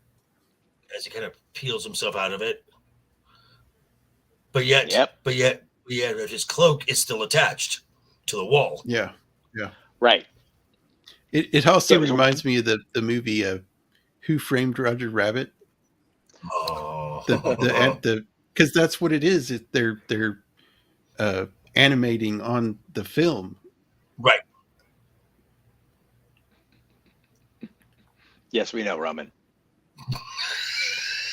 It's like, you have arrows. I've got 45. Right, Roman. I'm so sorry, Roman. I don't mean to laugh, bro. I love it. He's laughing too. Laugh emoji, clear and present.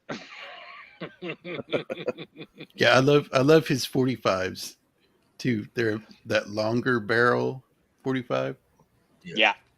With the silver and black with the red scarf. I mean, it's really just beautiful, guys. Well done. And he's pinned here. So he does this kind of like rotating two-handed gunman thing where he can't move his shoulders just yet because he doesn't. It's so good. All of this stuff was working for me. Every single beat of it was so good. It reminded me of all the old movies, right? Just done better. Yeah. So you Yeah, I can like see this why. too. I'm sorry. Go ahead, Stephen. This is what gave birth to the Batman animated series universe. This was justification for all of that stuff to happen on screen. Well, This, Batman came out. The animated series came out 2 years earlier. but you could see how this was so potent. Well, Dick Yeah. Tracy was around that same time. Yeah. It's very noir. Mm-hmm. I like this part too. That he doesn't want to kill these guys, and he's holding this guy, and he's like, he wiggles his hand out and Right. says something like, "For my con" or something. Right. The fanatical Yeah, I love it.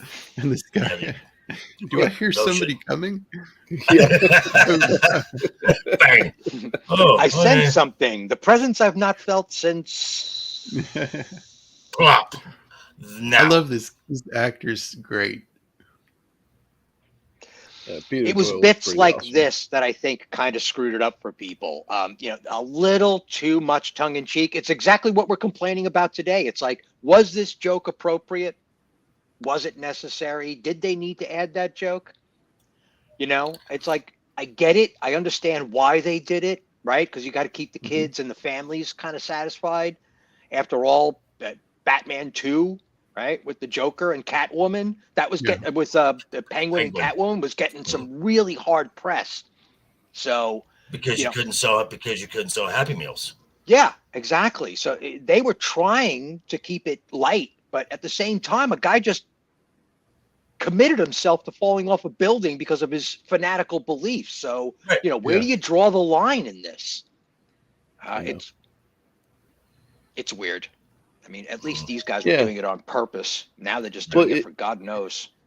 It's really an interesting comparison to make. You see the oversensitivity to today and what is completely overblown stuff. It was an oversensitivity back then in something that was perfectly reasonable to show. On just the complete opposite end of the spectrum. Yeah.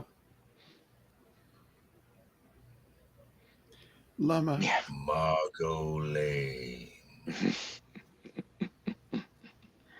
Oh boy. Yeah. Look at that back. I'm sorry. I'm too distracted by the green velvet. Right. It's doing a wonderful job. Well, I mean, even when he takes off her coat, it's very, it's from behind and it's all implied. It's like, it's a moment there. Well, someone. And even then, like you look at it and it just personifies just this elegance in the character herself. Right. And that's really what the era that it was set the era too. Absolutely. And I think that's just kind of one of those things that adds to the appeal of presentations of women in this. It's yes, they're sexy as can be, but at the same time, it's like demure, it's grace. You just see all the right elements of women presented right there for you to appreciate. Yeah, and you could tell too, like the scene goes from her on that balcony looking at that sign to being in his clutches. Right. And he's touching her, and it's almost like his arms going across her back is a cut, like a cross cut almost. To present this kind of psychic intrusion on her will. It's really good. Right there. Okay. Pause. Again, that lighting across the eyes. Yeah. This is again because she has got this type of mentalist power as well. So this is kind of showing whoever has these gifts, this is how you're going to see them. And it shows you how much more power he has than the Shadow has, because he tried to do this to her and she's like, whatever. He's that next level up. Yeah, what he's doing, the reason why this psychic thing works at all is because she actually wants to see him. Right? So he's piggybacking his psychic control on her desire to see Mm. him, to see the shadow. Yeah. And she, And this he is doesn't a- know where the shadow is, but she does. Like This in her mirror mind, she breaking knows who here the shadow is. Yeah, exactly. shows his different sides. Mm-hmm. Yeah. And the idea that she mistook him for a reflection is also really, really great. It just, there's so many parts in Yeah. here that are functioning the way they're supposed to function. It's really good stuff.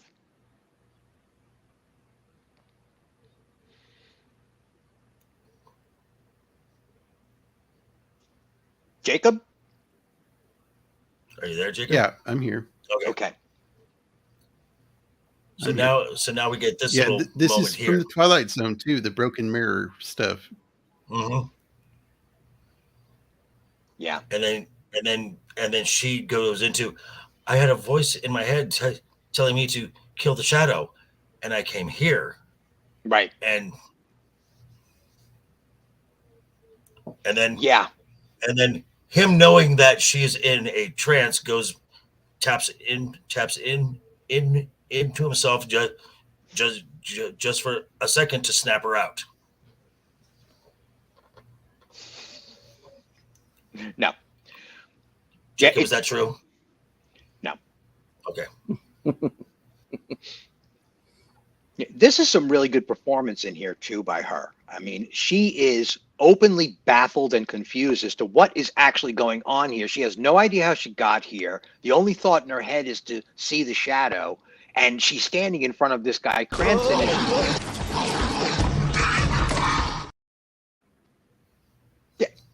Whoa. Oh, that was some raccoon activity, I guess. Okay. Yep. Gotcha. Okay. Darn raccoons. Always Worse annoying. than the squirrels, I'll tell you.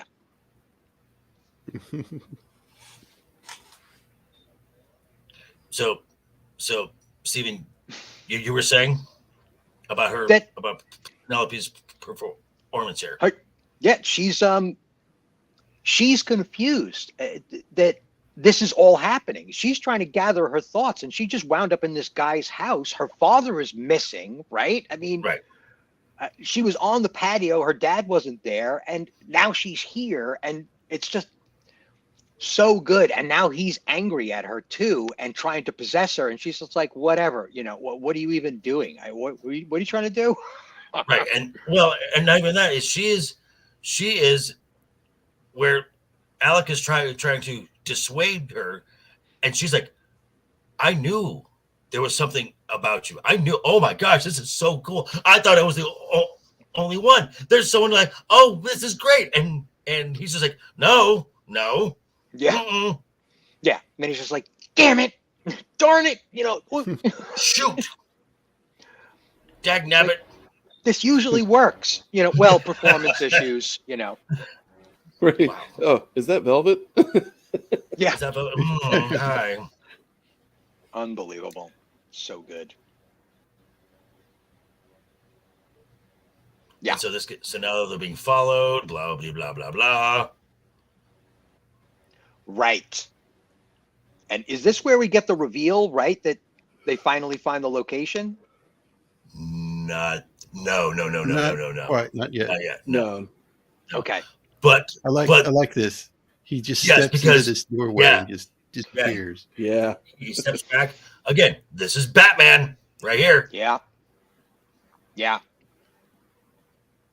Except Batman was really using the shadows, and this guy has just tricked this guy's mind. It's a Jedi mind trick before the Jedi mind trick. Yeah. It's what the Jedi mind trick actually is. It's a mental activity. It's totally in somebody's head. So cool. Oh, that's right. This is when he goes to the restaurant. He goes into old Correct. Chinatown, follows this guy in, and then meets his evil reflection, literally. Right. And Genghis Khan or Siwan Khan doesn't understand chopsticks. Look at that jacket That's a with nice that jacket. blue suit underneath. Bam. You want to talk about drip? And the gloves and the hat. It's just the whole look. Yeah. Eating like a barbarian, though. Look at him like spooning A that savage. rice into his mouth. Mm-hmm. Friggin' Savage. awesome. What's up? How you doing? Yeah. Yeah. Yeah, these Chinese people know this guy's not Chinese. Chinese use chopsticks. Well, Come this on. guy's We don't use our I mean, hands. he's a little older than Chinese. He must be Mongolian, yes. Yeah. And then the shadow gets introduced, gets An interesting tidbit about the Mongols. Mhm. To tenderize meat, they put it between the horse and the saddle. So as they're riding, the meat gets tenderized. Oh, interesting. Delicious. Probably gives it a nice flavor too, you know. You know what? Jacob, I thank you for that information, but never tell me that again. I guess I'm not going to be eating some Mongolian stir fry in the future. That's what I'm saying. Yeah. Meanwhile, so he's like, then- "Come, sit, have some young duck with me." Yes, and let me reintroduce you to an old friend. Yeah. Here we go. Yeah. This is again the pissing contest between Mhm. these two. It just keeps You know- ratcheting up. You know I know what's going on. You know I'm gonna stop you. You know I'm. Oh really? Oh, Really? you Americans, you know. Hey, that's the U.S. of A. You're talking about again of that time. Again, Yep. this is a very jingoistic time because everything is starting to escalate in Europe. Things are happening. So this is a very patriotic time for media, TV. Well, not maybe not so much TV, but films, radio. This is just ramped Yeah. up, and it is of its time. It's wonderfully done. Yeah. Yeah, you're not sharing audio, Oh, I'm not? Okay. No, Yeah. but That's okay. yeah, probably for the best. yeah. Yeah, I love this. I love gotta this part sneeze. too. I gotta Let sneeze. me introduce you to a guy. Let me introduce Yeah. you to a guy. He's a brilliant psychiatrist. There's no such thing as brilliant psychiatrist. Look what happened to me. Oh, that knife. Yeah. It's like, oh, hi. I remember you. Yeah. He's like, I took it from him. Actually, Yeah. I removed it from him after I ran it through his heart. Yeah.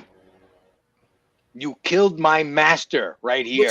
Which is interesting because they're, aside from Khan killing him, there does seem to be a reverence for that ancient master. Yeah. I am not. You be quiet there. Oh my God! This is really a very, very And cool scene where he's infiltrating his henchmen. Mm-hmm. Yeah. Yeah, I love this. He's monologuing. The bad guy's monologuing, That's right. saying, You caught me monologuing. He's like, oh, saying, okay, I can read I know your mind like a book. Yeah. He's like, then learn to read. gets the gun, learn to read. And again, there's that light thing that Yeah, and what do they call that? There's a very specific cinematic term for it. I think it's a cameo or something like that. There's a very specific name for those kinds of shots. But this is what the kind of stuff I expected to see in all of the new Star Wars movies. This exploration of the mentalist powers of the Jedis. We never saw that except for that one Obi-Wan sequence, right? It's like, and Luke waving his finger at one of Jabba's henchmen. But a scene like this where somebody has a bunch of stormtroopers, but the stormtroopers are slowly turning on their master because the Jedi is taking over their minds. We should have seen stuff like this in Star Wars. We never did. Yeah. It makes me so angry because it's like right here on screen. So cool. Yeah, I love that bullet scene. That's a great scene right there. right. Yeah.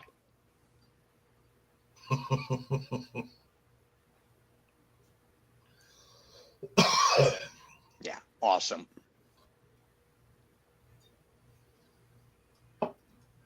Even that sidecar is like totally ornate. It's just over the top. Yep. But how about he like psychically screams the window open? right? He's like, "Taka!" and the window just goes shatters again? out into the street. I don't know, something like that. He just Okay, just making sure. "Taka!" Who knows? Something like that. Yeah, wonka, wonka, wonka, wonka, and the window shatters out into the street. Something along those lines. Okay. Now here we are again at the same lot, and he feels something that's just off, but he's not quite sure yet. Yeah. Yeah. The presence I've not felt since. Yeah. There's really a lot of good setup payoff in this movie. That's, I mean, it is a little bit more obvious than maybe some other films, but that really doesn't matter. It fits the story well.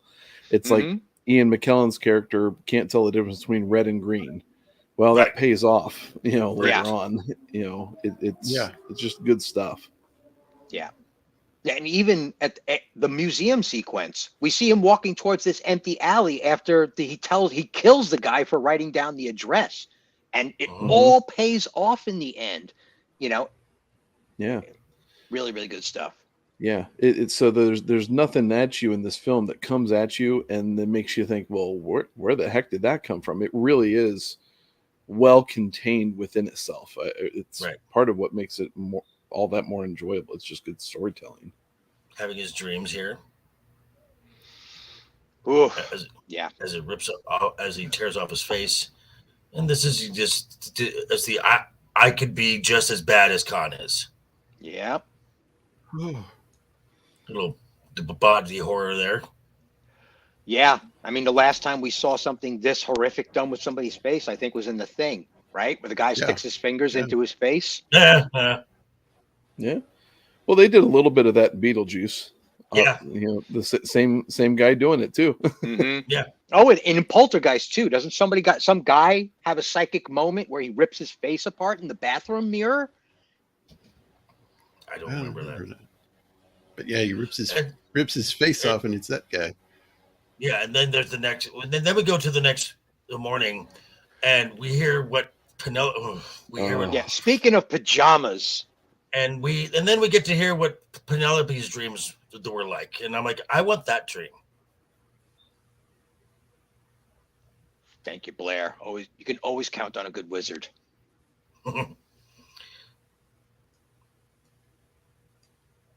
Good grief. Yeah. Oh, nurse. Yeah. And what does she say? It's like, what were you dreaming about? The water lapping up and down my body. She was naked in the dream. What did you dream about? In the South Seas. My skin was hot and cool at the same time. Okay. And it was like, okay, I get the message. Okay, got it. Okay. And then he says, sleep? Oh, I dreamed I ripped my face off and became somebody else. Oh, okay. It's like, you have issues. And he's like, I know. I'm well aware. You have issues. No, sweetheart, I got subscriptions. Nailed it. Gord King. Just nailed it right there. Yes. Right. And then again, we go to the changing clothes scene, and there's just the shadow there, and it's all implied. Yeah. But again, you're like, and you're in the theater trying to look around the screen. You're like, yeah. Yeah. He gives her a dress, right? And he's like, now, whose dress was this? And he's like, well, I think it's my Aunt Mabel. And he right. Again, now it's all gratuitous. They show everything. You don't need to. Right. Yeah. Less is more. Give her some in this dignity. case. Stop being such a. How strange is it that people are being called pervs and creepy? Meanwhile, the movies are creepier than the pervs are at this point. Okay. I love that pose again. That classic time era pose right there. Mm-hmm. You were saying, I'm going with you. Okay. And here we have the Empire State, where this was the scene I was talking about, of how what a great we angle. see how whereas before, when the guy at the museum, you hear the gunshot off screen. Here, they pull away, and you know it's happening. You know it's happening because you can see it in small dose. But they slowly back away as if, okay, nothing to see here, folks. Right. One thing about this scene, I would have loved to see a Zeppelin docking at the top of the Empire State Building. Yeah, it's almost begging for it, right? Yeah, But yeah. if these guys were using CGI instead of a matte painting, this camera shot would have been dynamic for no reason. Right? Yeah. They would have scrolled up on it. They would have spun around the building. It would have done tumble salts in midair and then like slowly resided on that shot and then zoomed in on somebody. It's like, no, just leave us on the forced perspective shot and just call it a day, guys. There's action happening on screen. Don't make a big deal out of it. You know, the building's supposed to not be moving. Why are you making me dizzy looking at a building? And this guy has been in a ton of stuff too. Yeah. Mm-hmm. Yeah. Unbelievable. Okay. Yeah. Sure. He almost looks like he's the son or the nephew of the cab driver from earlier. Yeah. Yeah. It does. Yeah, I'm also getting Hunt for Red October vibes. I expect him to say, "The captain just chased him out of the water." You know, yeah. Oh yeah. And now here, because so this is really a terrifying thing because the guy knows what's doing. He knows what is happening, but he still can't stop. But he's completely conscious. He's like, guys, somebody help me! I can't stop. I can't stop. And then as he falls, they just start. Yeah, and he's even doing the whole thing where he's walking him out, like he's doing a little mocking gesture to show that he's in total control of his body. Right. Yeah, and again, the camera goes from that really, really horrifying sequence to some quippish line that they say between the two of them, and it just feels a little tonally off, right? It's like there's some weirdness going on in this film that you know, with tone as well. We complain about it now, but it was here in 1994 as well, where Hollywood is messing around trying to govern the tone of the film for audiences. Oh, Tim Curry. I do not like him in this film. Never liked him in this film. He's so off-putting. Dude, in an alternate reality, there's a version of Batman, Warner Brothers Batman with Michael Keaton, where he's playing the Joker. There's an alternate universe out there where that happened because he's really close and he was being considered. And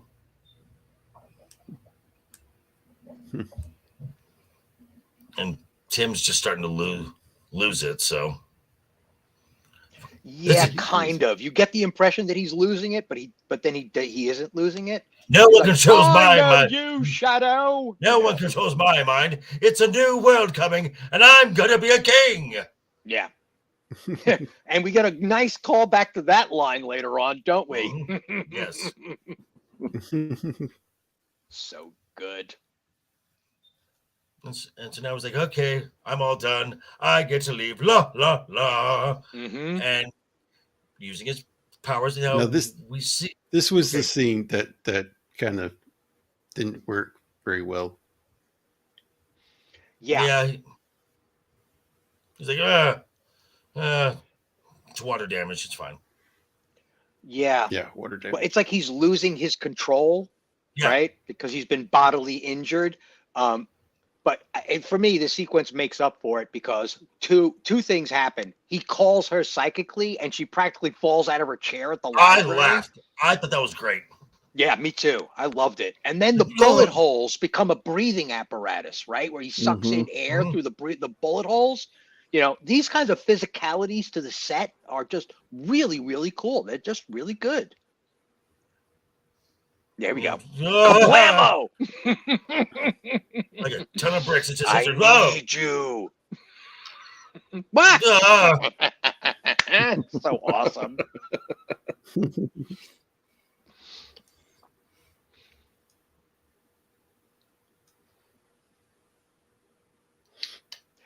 Yeah. You would think. Right.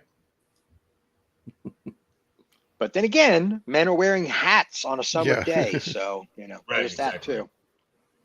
And he's underwater. I don't know Yeah. how he would swim. And wool You'd get suits. so exhausted swinging in those clothes. Right. Yeah. What were you saying, Jake? Huh? Oh, and wool suits in summertime. Yeah. Yeah. Yeah. Yeah. They're actually as though, but still, you got to feel it when it gets to be a hot day. Especially where I live. Yeah. Is it open the door? Yeah. And he does the whole thing Right. where he shows her how to turn the knob. And this is Concussion City. The two of them would be in the hospital after this, by the way. Yeah. Yeah, right.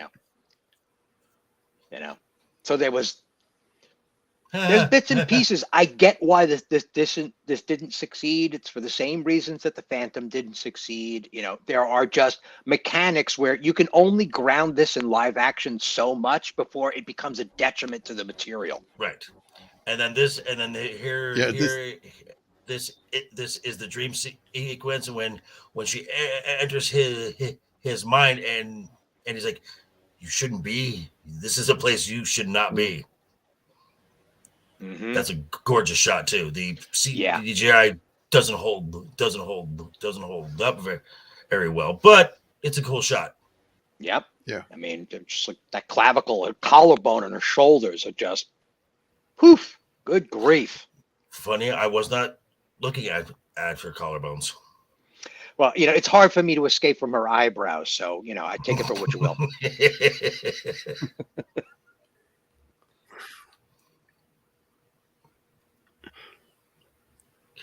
Yes, this is true. So he gets banged up pretty good here in this. He gets shot by air or bolts from a crossbow and shot and spat out of a water tank. Yep.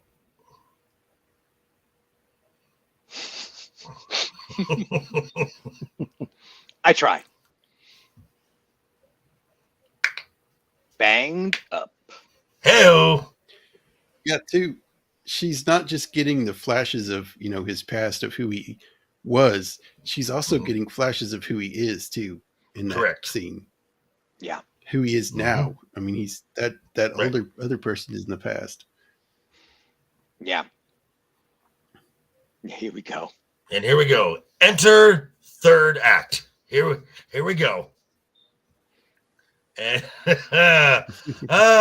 geez, this guy. Yeah. I am so. Every time and I've said it numerous times already. Every time I see Tim Curry on the screen in this film, I'm just. But then there's the payoff at the end though, with his character. I guess. Yeah. Well, this is where you get that payoff where he's like, "King, did I say that? Did I say King? No, I meant Prince. I'll settle for Baron. Servant. Or for Servant. Or for Duke. No. How about Pleb? Okay, Pleb is good. Yeah, they're really hamming it up right here. I mean, the director must have just said, no, more. Just give me more. No, take 5, take 30, take 15. Give me more. Not campy enough. Keep going. I know you boys can do better. And it just becomes almost a little too much by the climax. There's some shots in here that become almost filler at points. Extra, extra, read all about it. Now, what did this say? Let's see if we can get it on the boom. There you go. Madman threatens to blow city sky high, demands billions in ransom.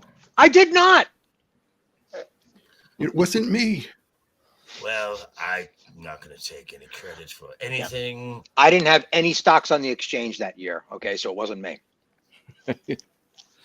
Hey, I just thought Joker would get pretty mad about some other person, trying to blow up the city. I know. What the heck? geez, trying to steal my thunder. Yeah. Mind you, he's doing all of this from some unknown location as well. The building, his location hasn't appeared yet.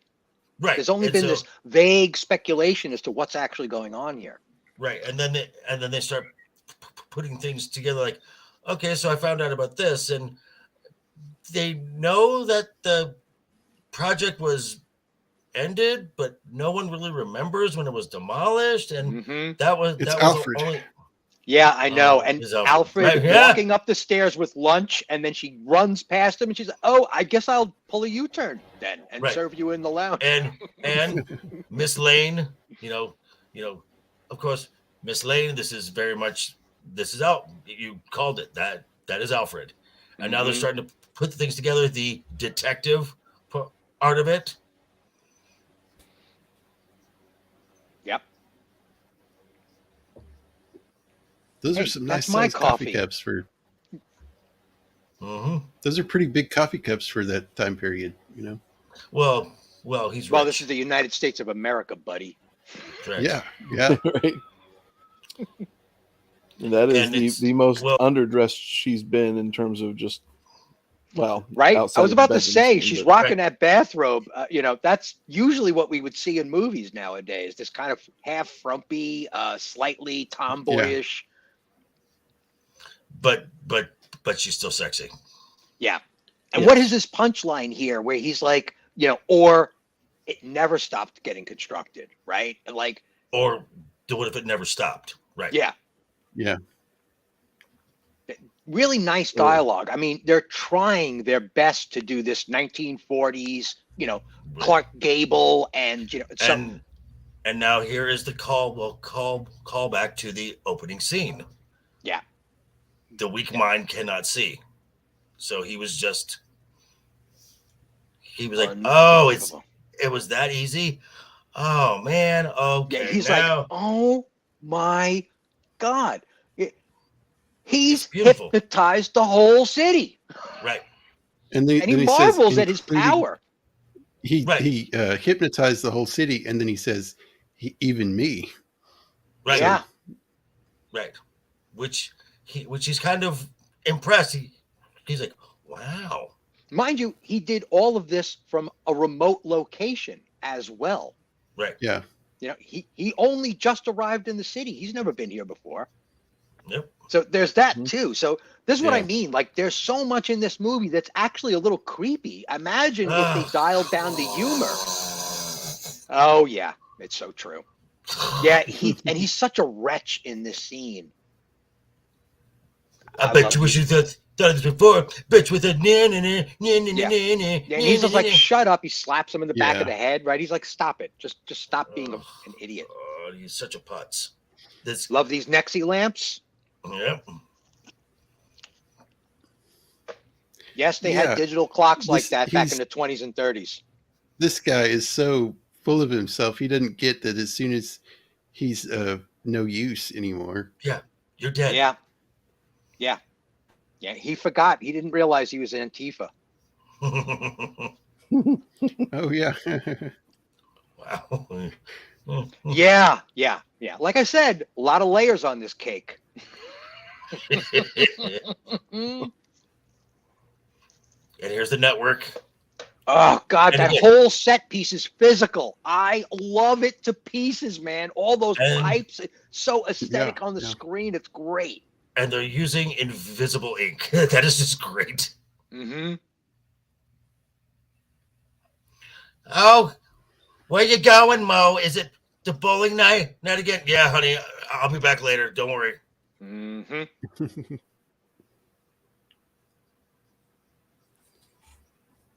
Yeah. Yeah. And then Men in Black would use technology.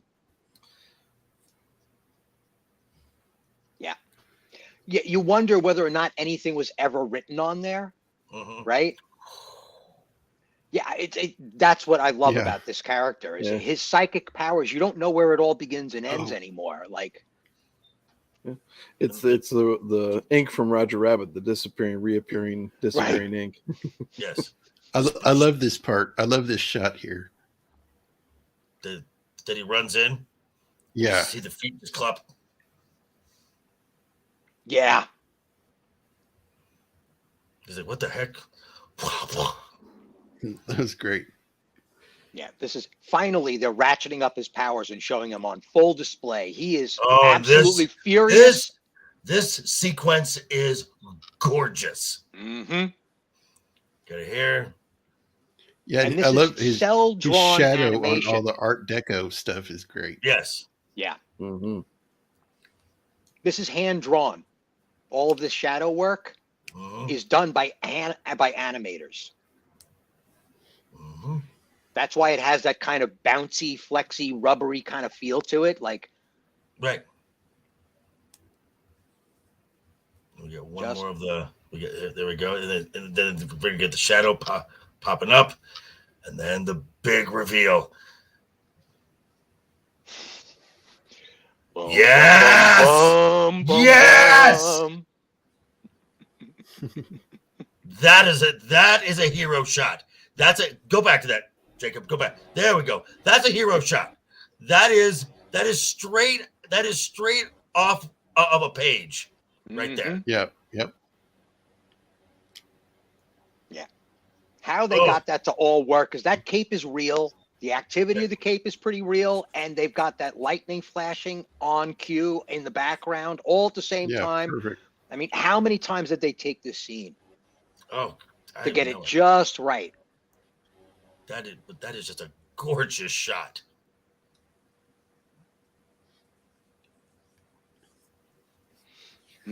Delicious.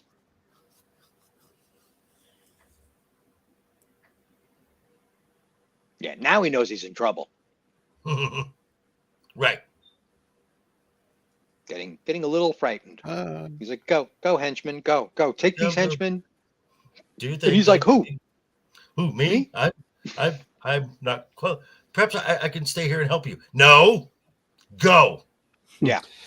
Go to your death scene that the audience wants you to be in so much. Yes, yes. Please go and die. Please, thank you. Fantastic. So you got this shadow cat and mouse playing mental tricks on everybody. Great You know, image perhaps there. I'm here. No, perhaps I'm here. No, perhaps I'm No. over here. I'm Yeah, everywhere. this whole I scene here is surrender. great. The It ballroom is. and It isn't till it's. What I am just so tired of Tim Curry. All right, Roman. I mean, All right. Joker. Wow. Wow. You know what? I'm fine with it. I'll roll with it. Because this is. Please die. Yes. Please die. Yeah, Almost you know there. what? We're That almost is there. extraordinary. That's exactly what we want a villain to be, especially a secondary villain too. Where it's like he's petty, he's worthless. This guy's a total crud. Tool. We want He's a him tool. to die in glorious fashion. The film is begging for it to happen. You coward! Come out! Fight like a man. I mean, he's trying to pull off a Peter Lorre, like as if Peter Lorre existed when this film came out. Like that's what he's playing, is a Peter Lorre kind of character. You know, like the mental trick. There's your Rick. You've got to help me, exit. Rick. Yeah, and he knows it. It's an illusion. That's why he starts laughing.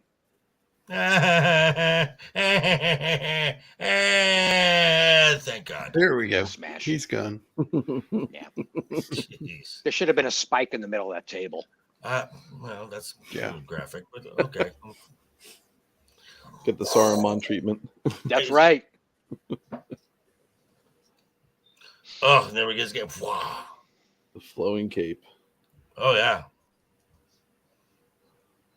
Yeah, Jacob, you mentioned like the Art Deco and all the shading that goes on with this. It is throughout the whole film. It really, really does well. Mhm. Right.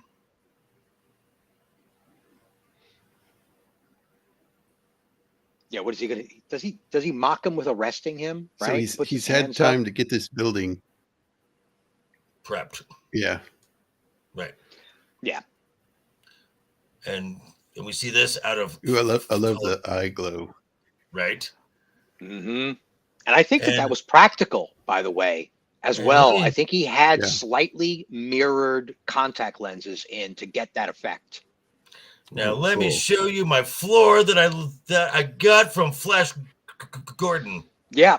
But this was Wait, the kind of stuff that they would watch do this. in Flash Gordon, these set pieces, which it almost seems ridiculously Watch him. silly, but Watch him whip the guns out too. Excuse me while I whip this Bam. out. Right? great stuff. And I can remember watching this as a kid. The whole floor starts moving. Right. And I'm expecting spikes to pop up because of Flash Yeah. Gordon. Yeah. That's a glorious film. It's so terrible. It's awesome. And there's our little friend again. Yep.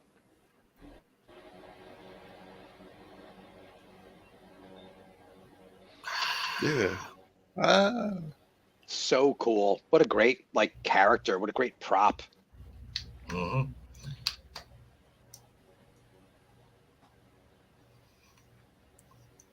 And then he to gain Look. control, he Man, actually he lets go. really looks like his brother there. Yeah. Yeah, Billy Baldwin. Yeah. Mhm. I think that was a stunt double.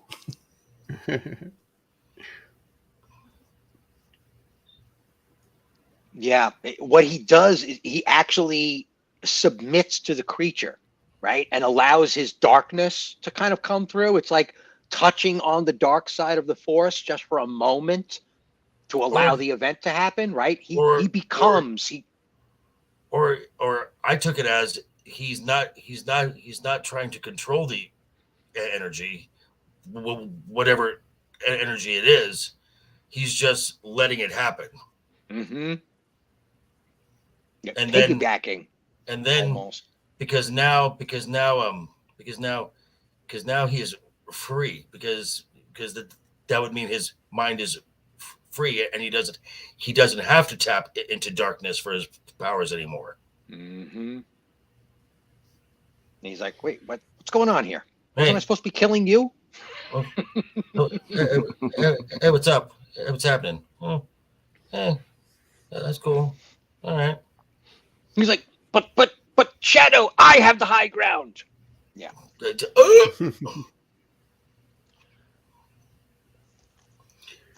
And then once so he gets stabbed and that's a break, right? Yeah.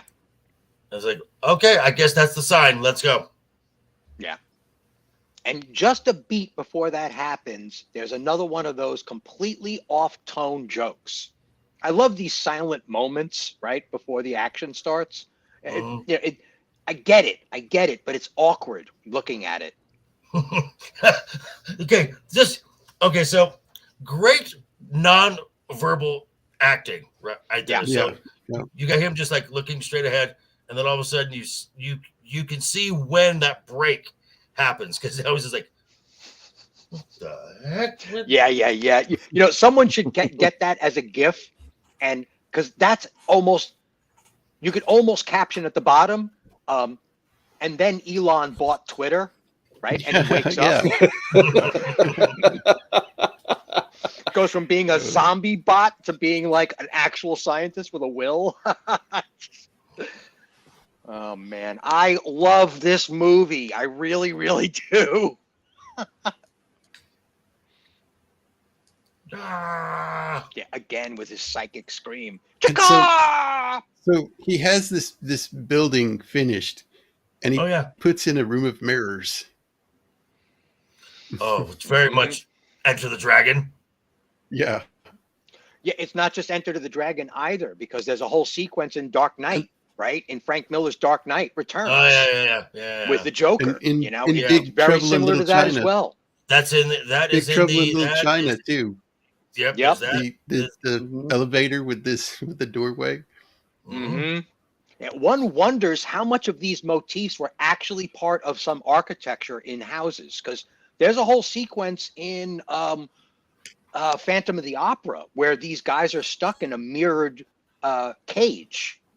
Yeah. That continuously reprojects images from different parts of the house, and the image becomes deadly. And there's all this kinds of stuff going on here in these old adventure stories. So I'm very curious as to know if maybe there's some reality to some of these things. I don't know. I mean, they were circuses, right?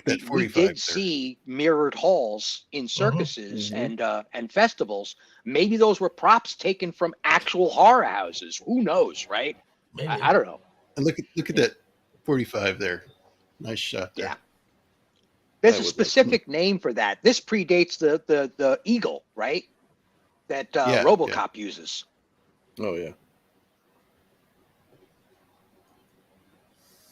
Yeah, that's annoying. Laundry. I would see all the stuff, just the stuff that you collect over thousands and thousands of years. Yeah. Each mirror is a different universe. Oh, stop it! Don't go there. Don't even start with the multiverse stuff.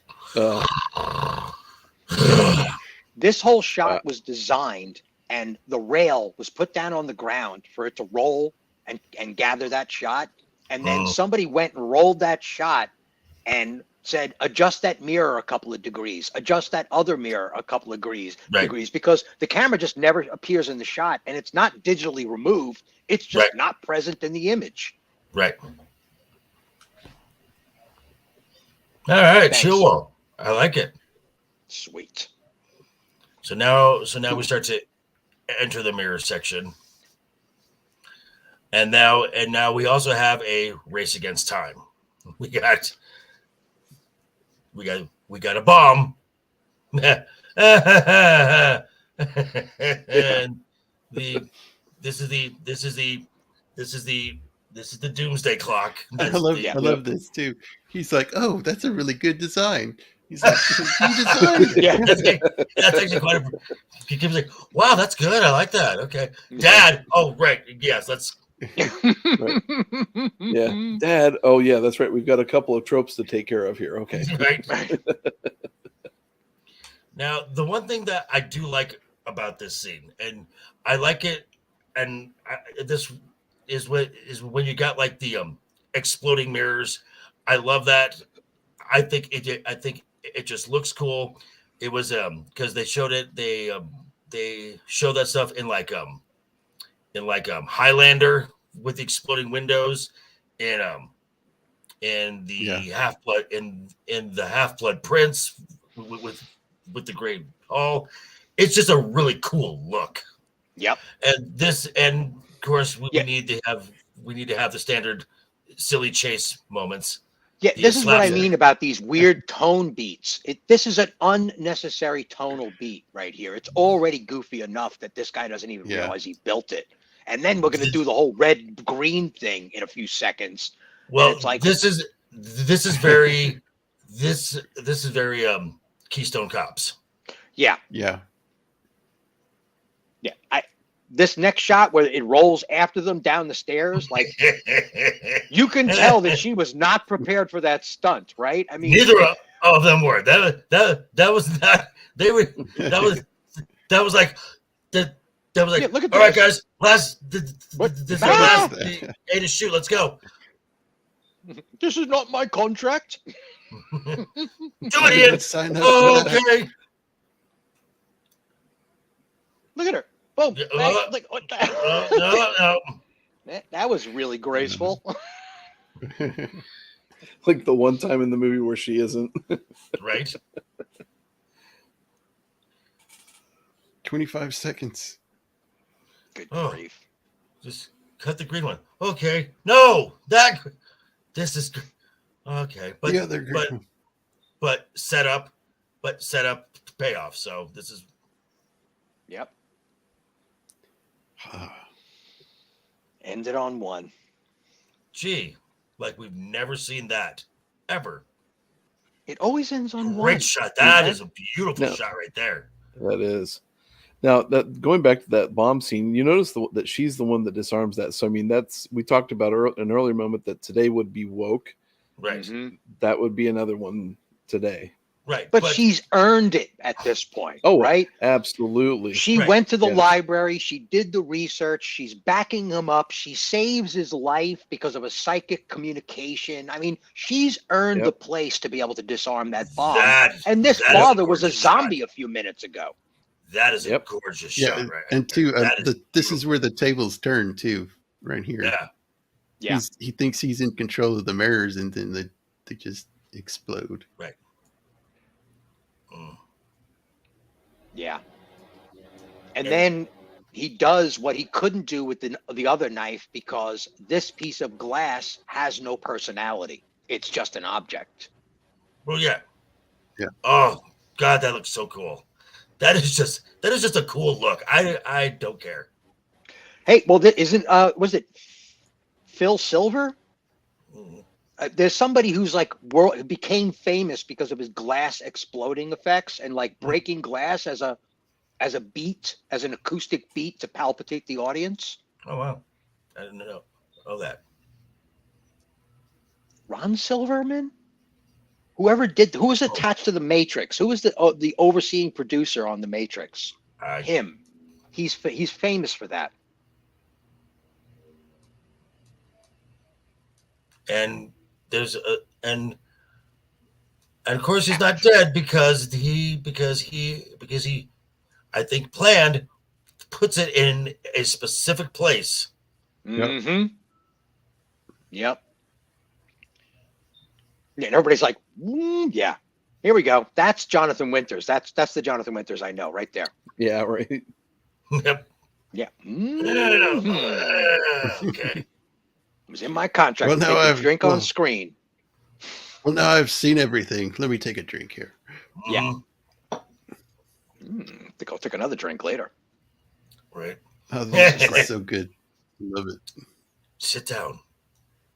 Look into my eyes. Release me. That's not happening, sir. Yeah. God. Yeah. And what's crazy about this scene too is that Thor in the first Thor movie does this exact same trope in the doctor's office, right? It's like, how dare you try and violate? I am the Lord. And he's like, blunk. And he squeaks down the window. This is the same beat. This is the trope. It's already here. I'd like to touch that they're all the doctors are wearing rings as he walks out. Yeah. Well, no. He is. This doctor is. He's like. I thought there were more guys than one. I think it wouldn't surprise me. Right. But then the reveal is like, oh wow. Yeah.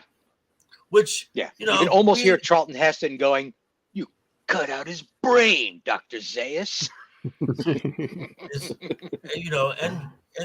Hey, we just took out a piece of your frontal lobe. It's really harmless. Unless people don't use it, Yeah. Some people believe it gives you psychic powers. Which you got a free haircut. Which that is your first clue that doctor works with the shadow. Mm-hmm. Yeah. I like this too. When they're in the hallway here, you hear other people saying, "I'm this. I'm LPR.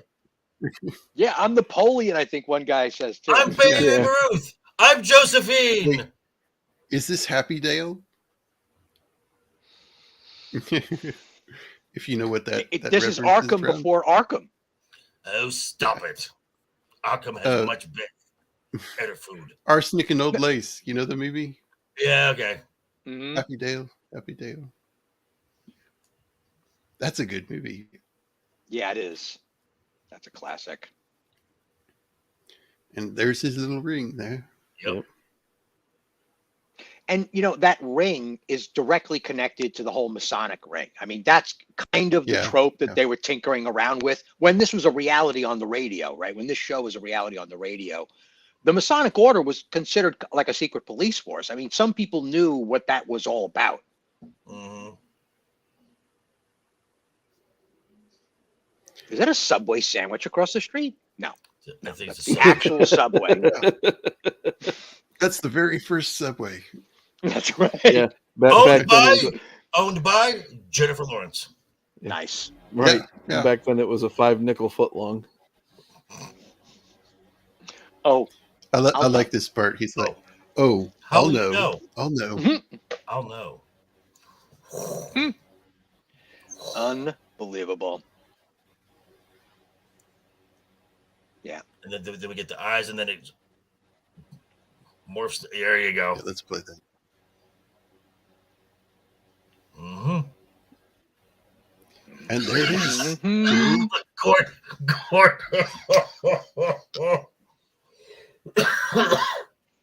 Wow, that's great. Court. Oh no. Oh, Probably. Yep. I mean, I'm gonna. Don't mind if I move, because in case the lightning strikes, I'm just gonna move over here real quick.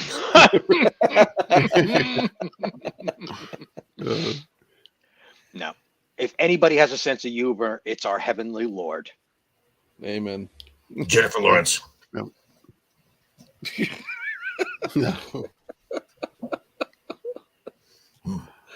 I don't know if you're going to be able to avoid the lightning strike there, Joker.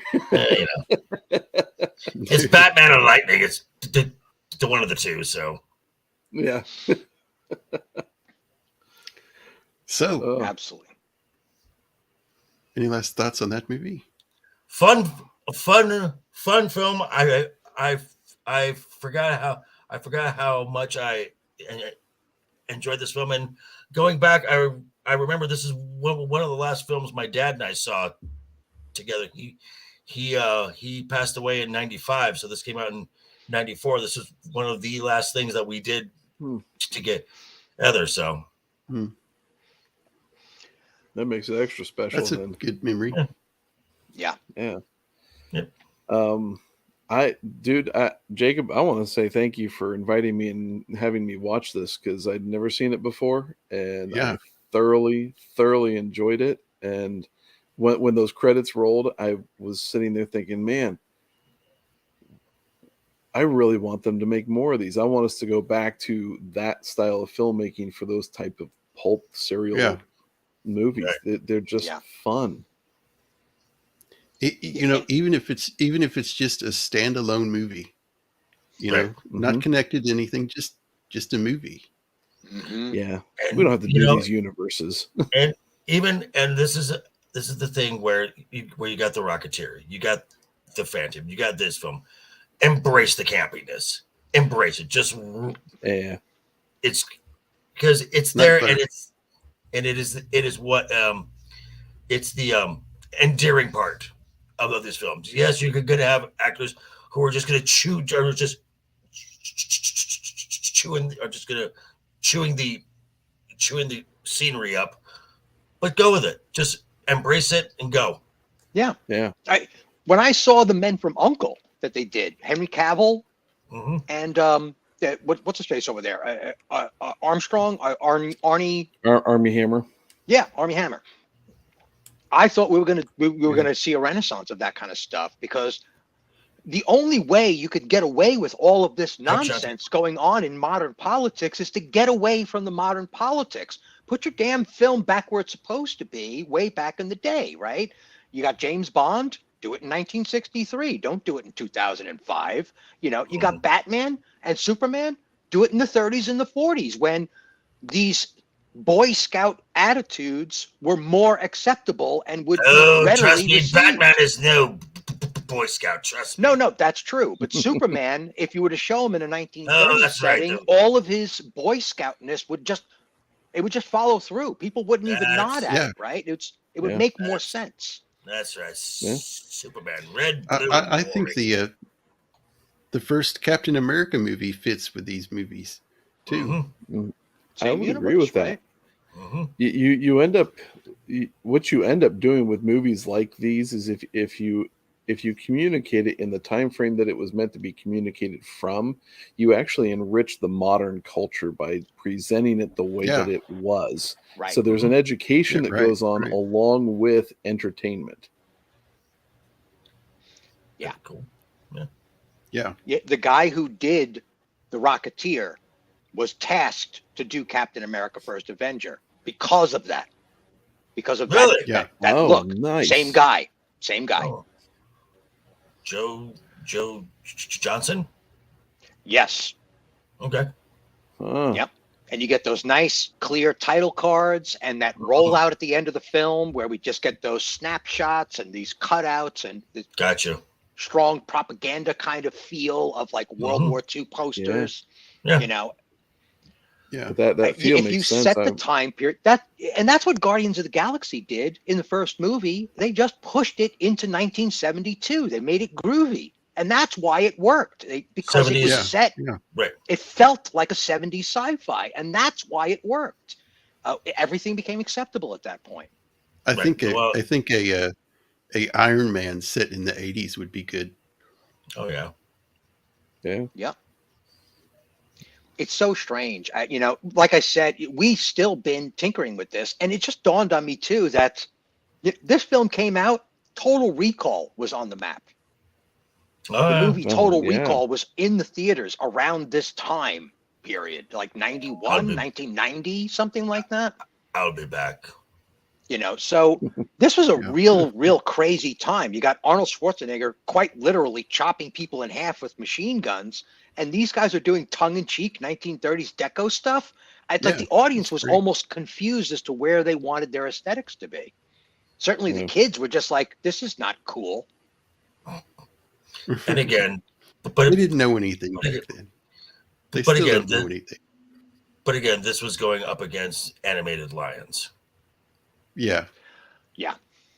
Crazy. At the height of Disney's powers, at the height of their Uh-huh. contemporary art scene, Mhm. I mean, they were potent at that point. Yeah.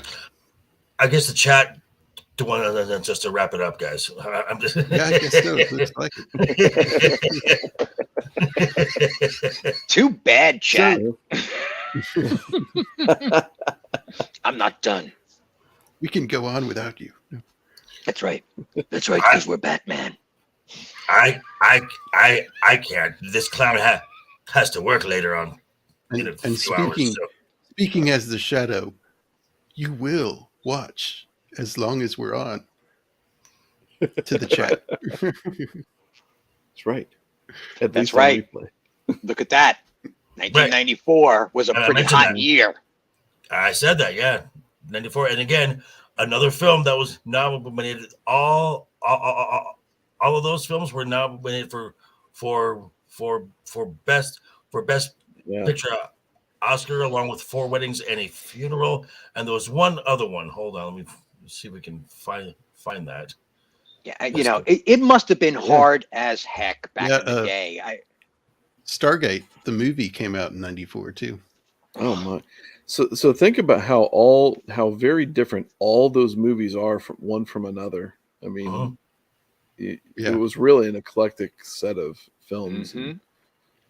You Yeah, know, and Raiders of the Lost Ark was in there Okay. somewhere too. I mean, not Okay. Raiders of the Lost Ark, but Temple of Doom or Last Crusader. Okay, I- the other film that was nominated for the best picture Oscar in 1994, Quiz Show. Yep, Gore another got good it. movie. Yep. That was A great year for films. Yeah. So, imagine, there's only so much movie to go around, right? And the Mhm. multiplex was a real thing or becoming one at that point in time. So, this wasn't the same landscape. It just wasn't the same landscape. Hollywood was transforming and they needed to get their hands on it. Yeah. Oh man, Probably. I'm looking at movies that I'm just gonna read the top 10: The Shawshank Redemption, Pulp Fiction, Forrest Gump, True Lies, The Professional. Oh, True Lies. God, it's just like, The Professional, great film. Yeah, I get the Speed. Professional. The Lion Thing King. didn't stand a chance. Didn't The stand a Mask. chance. No, Oh my The God, Mask. The Mask, the introduction of Jim Carrey, crying out loud. It's like, Stargate. Jim had done some. he Earlier he had stuff. done he the was animated in one Living first. Color. Right, and he'd also done the Pet first, Detective. he also did the first Ace Ventura. Yeah. Or a film by then. Yeah, so it was a strange landscape, man. And Nas, I would never try to change your mind on that. As far as I'm concerned, Last Crusade was the best of the three. Mhm. Because just because of Sean. Yeah. To get that backstory. We got River Phoenix in the beginning of the film, pulling off an excellent. The Crow in '94. Wow. Oh my God! No, this film didn't stand a chance. Wow. There was just no way it could even be watched. No, There's no. so much going on the screen. Wow. Speed was on screen as well. Crying out loud. It's just so this film just got lost. Dumb and Dumber, man. Yeah. Right? Yeah, it's incredible. Clerks. Good grief. Yeah. So when Cannoli asked earlier, why did the critics? It wasn't the critics. The landscape made it impossible for this thing to even have an audience. It just the Clear pie and wasn't present big danger. enough. Oh, yeah. Wow. Alrighty. Yeah. Man. Yep. Wow. I wish Great we movie. could get back to that, where 90% of the films out there are interfering with each other because they're all fantastic, all of them. Right. Well, it's back when all the awards actually meant something because they were all quality stuff that were competing against quality stuff. Yeah. You know, Yeah. rather than messaging competing against messaging. You know, Yeah. who cares? But Kids, I only cry about what's going on now because the younger generation, this is what they're seeing. This is what they have to swallow. This is the pill that they have to swallow. And that's the sad part about this, not the content. You know what? The content is just like whatever. I don't care. Content, go ahead. You want to destroy yourself? Fine. But the minds of these kids, these young filmmakers, these young artists, this is what they're witnessing. And these are the reasons why they're allegedly supposed to be on screen is because of this nonsense. It's monstrous. It's terrible. There's a whole generation out there that has lost their grasp on artistic content because there is no artistic content. Yeah. The best artistic content out there is in the form of a self-playing video game that you got to download and play online. Otherwise, you can't play it. Yeah. I'm sorry. Crazy. Rant. Well, I'm going to call it, guys. I'm going to call it. So let's go around the horn and see what people have going on. Joker? Tomorrow morning I will be dropping my spoiler review for Guardians of the Galaxy Volume 3. Thursday you will catch me on Roman of the Empire stream. It's always fun. Yeah. Breaking that boy's mind. It's quite fun. Yep. And Friday I will be dropping my my Friday topic will be Lucasfilm and the Marvel Damaged Goods. Irreparable Sounds at good. this point. And then Friday 5 p.m. Pacific, 8 p.m. Eastern over on Legion Talk for Friday night's Royal Rumble, talking about the week in pop culture. Cool. And Jacob, again, thank you for having me on. Love having you on, man. Steven. Well, I'm going to be also at Roman of the Empire on Thursday. I am going to drop it in the chat, his channel information. Not that this audience needs to be retold, but I'm going to do it anyway. Spread it around to your friends. Just watch Roman's mind break in real time. Well, Roman's mind is on the brink of total breakdown anyway, and now we're going to discuss pop culture on top of already stressed Roman. So it's going to be a banquet of Roman. I have a padded cell right next to mine waiting just for you. Yeah. So that's where I am. I actually just recently I was on Deleted Scenes. He was just doing a chill stream. I think it was Sunday night, perhaps late Sunday night, and I bumped into Jerry from Pop Culture Minefield, and we started tangoing, having a good time talking about stuff. And he let me join his Twitter group and invited me. I may or may not, depending upon how schedules all work out. I may be on his show, his Friday night show on Pop Culture Minefield. So fingers crossed. Very cool. Everybody will be mentioned. I guarantee it. I'll be laying big shadows down on everybody and just, Yep, these are my buddies. This is how I got here. All these guys that have helped me out over the years. All you wonderful people out there. Well, thank you. I know. Yes. Especially you, Mr. J. So, that was Nathan, what do you got coming? Right now, real life is taking hold, so I'm not really doing any production stuff, but I will be on the Nerdporeal Lifeforms channel on Sunday evening. We'll be going over the Dragon Reborn chapters, I think 16 through 30 in his little reading session. And then I think the following Saturday, I'll be on the White Cloaks going through the last 5 chapters of the Two Towers with those fellas over there. So that is, this Sunday and then the following Saturday. But that's all I've got going on at the moment. So, but thank you again, Jacob. I really appreciate it. It's been a lot of fun. Go ahead. Yeah.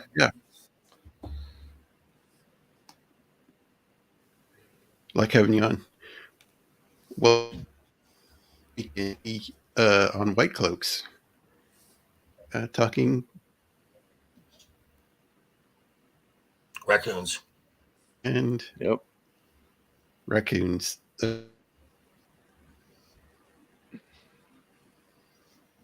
You're cutting in and out. We're barely hearing half of the words you're saying, man.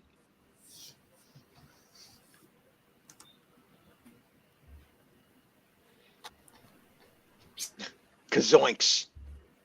And he's muted. Can y'all hear me? Now we can, yes. There we go. Yep. Okay. Well, this weekend I'm going to be on White Cloaks talking Wheel of Time. Nice. That'll be fun. Nice. And next Tuesday is Strangers on a Train, another Hitchcock. Oh. You bringing on Mags for that one? Yep. Good stuff. Good time. Yep. That's all I got coming. So, hey, Jacob, we never heard the resolution on that poll. It was Jennifer Connelly, hands down. Of course. Yep. Hands down. 80%, I think. Yep. Jennifer Connelly. I mean. Oh yeah. Hands down. Language.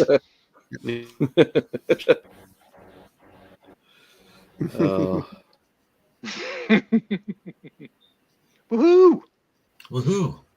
This has been great, and pleasure meeting you, sir. By the way, I mean I know Joker Voice, and been on both of these gentlemen before, so it's been a pleasure. And I am so glad that you've got this in your head now, that this film and that these types of films, another chestnut that just went unnoticed over time.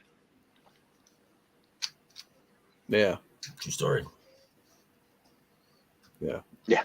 Well, I want to say thanks to the chat for being with us, and thanks to the new people in the chat, the Gourd King and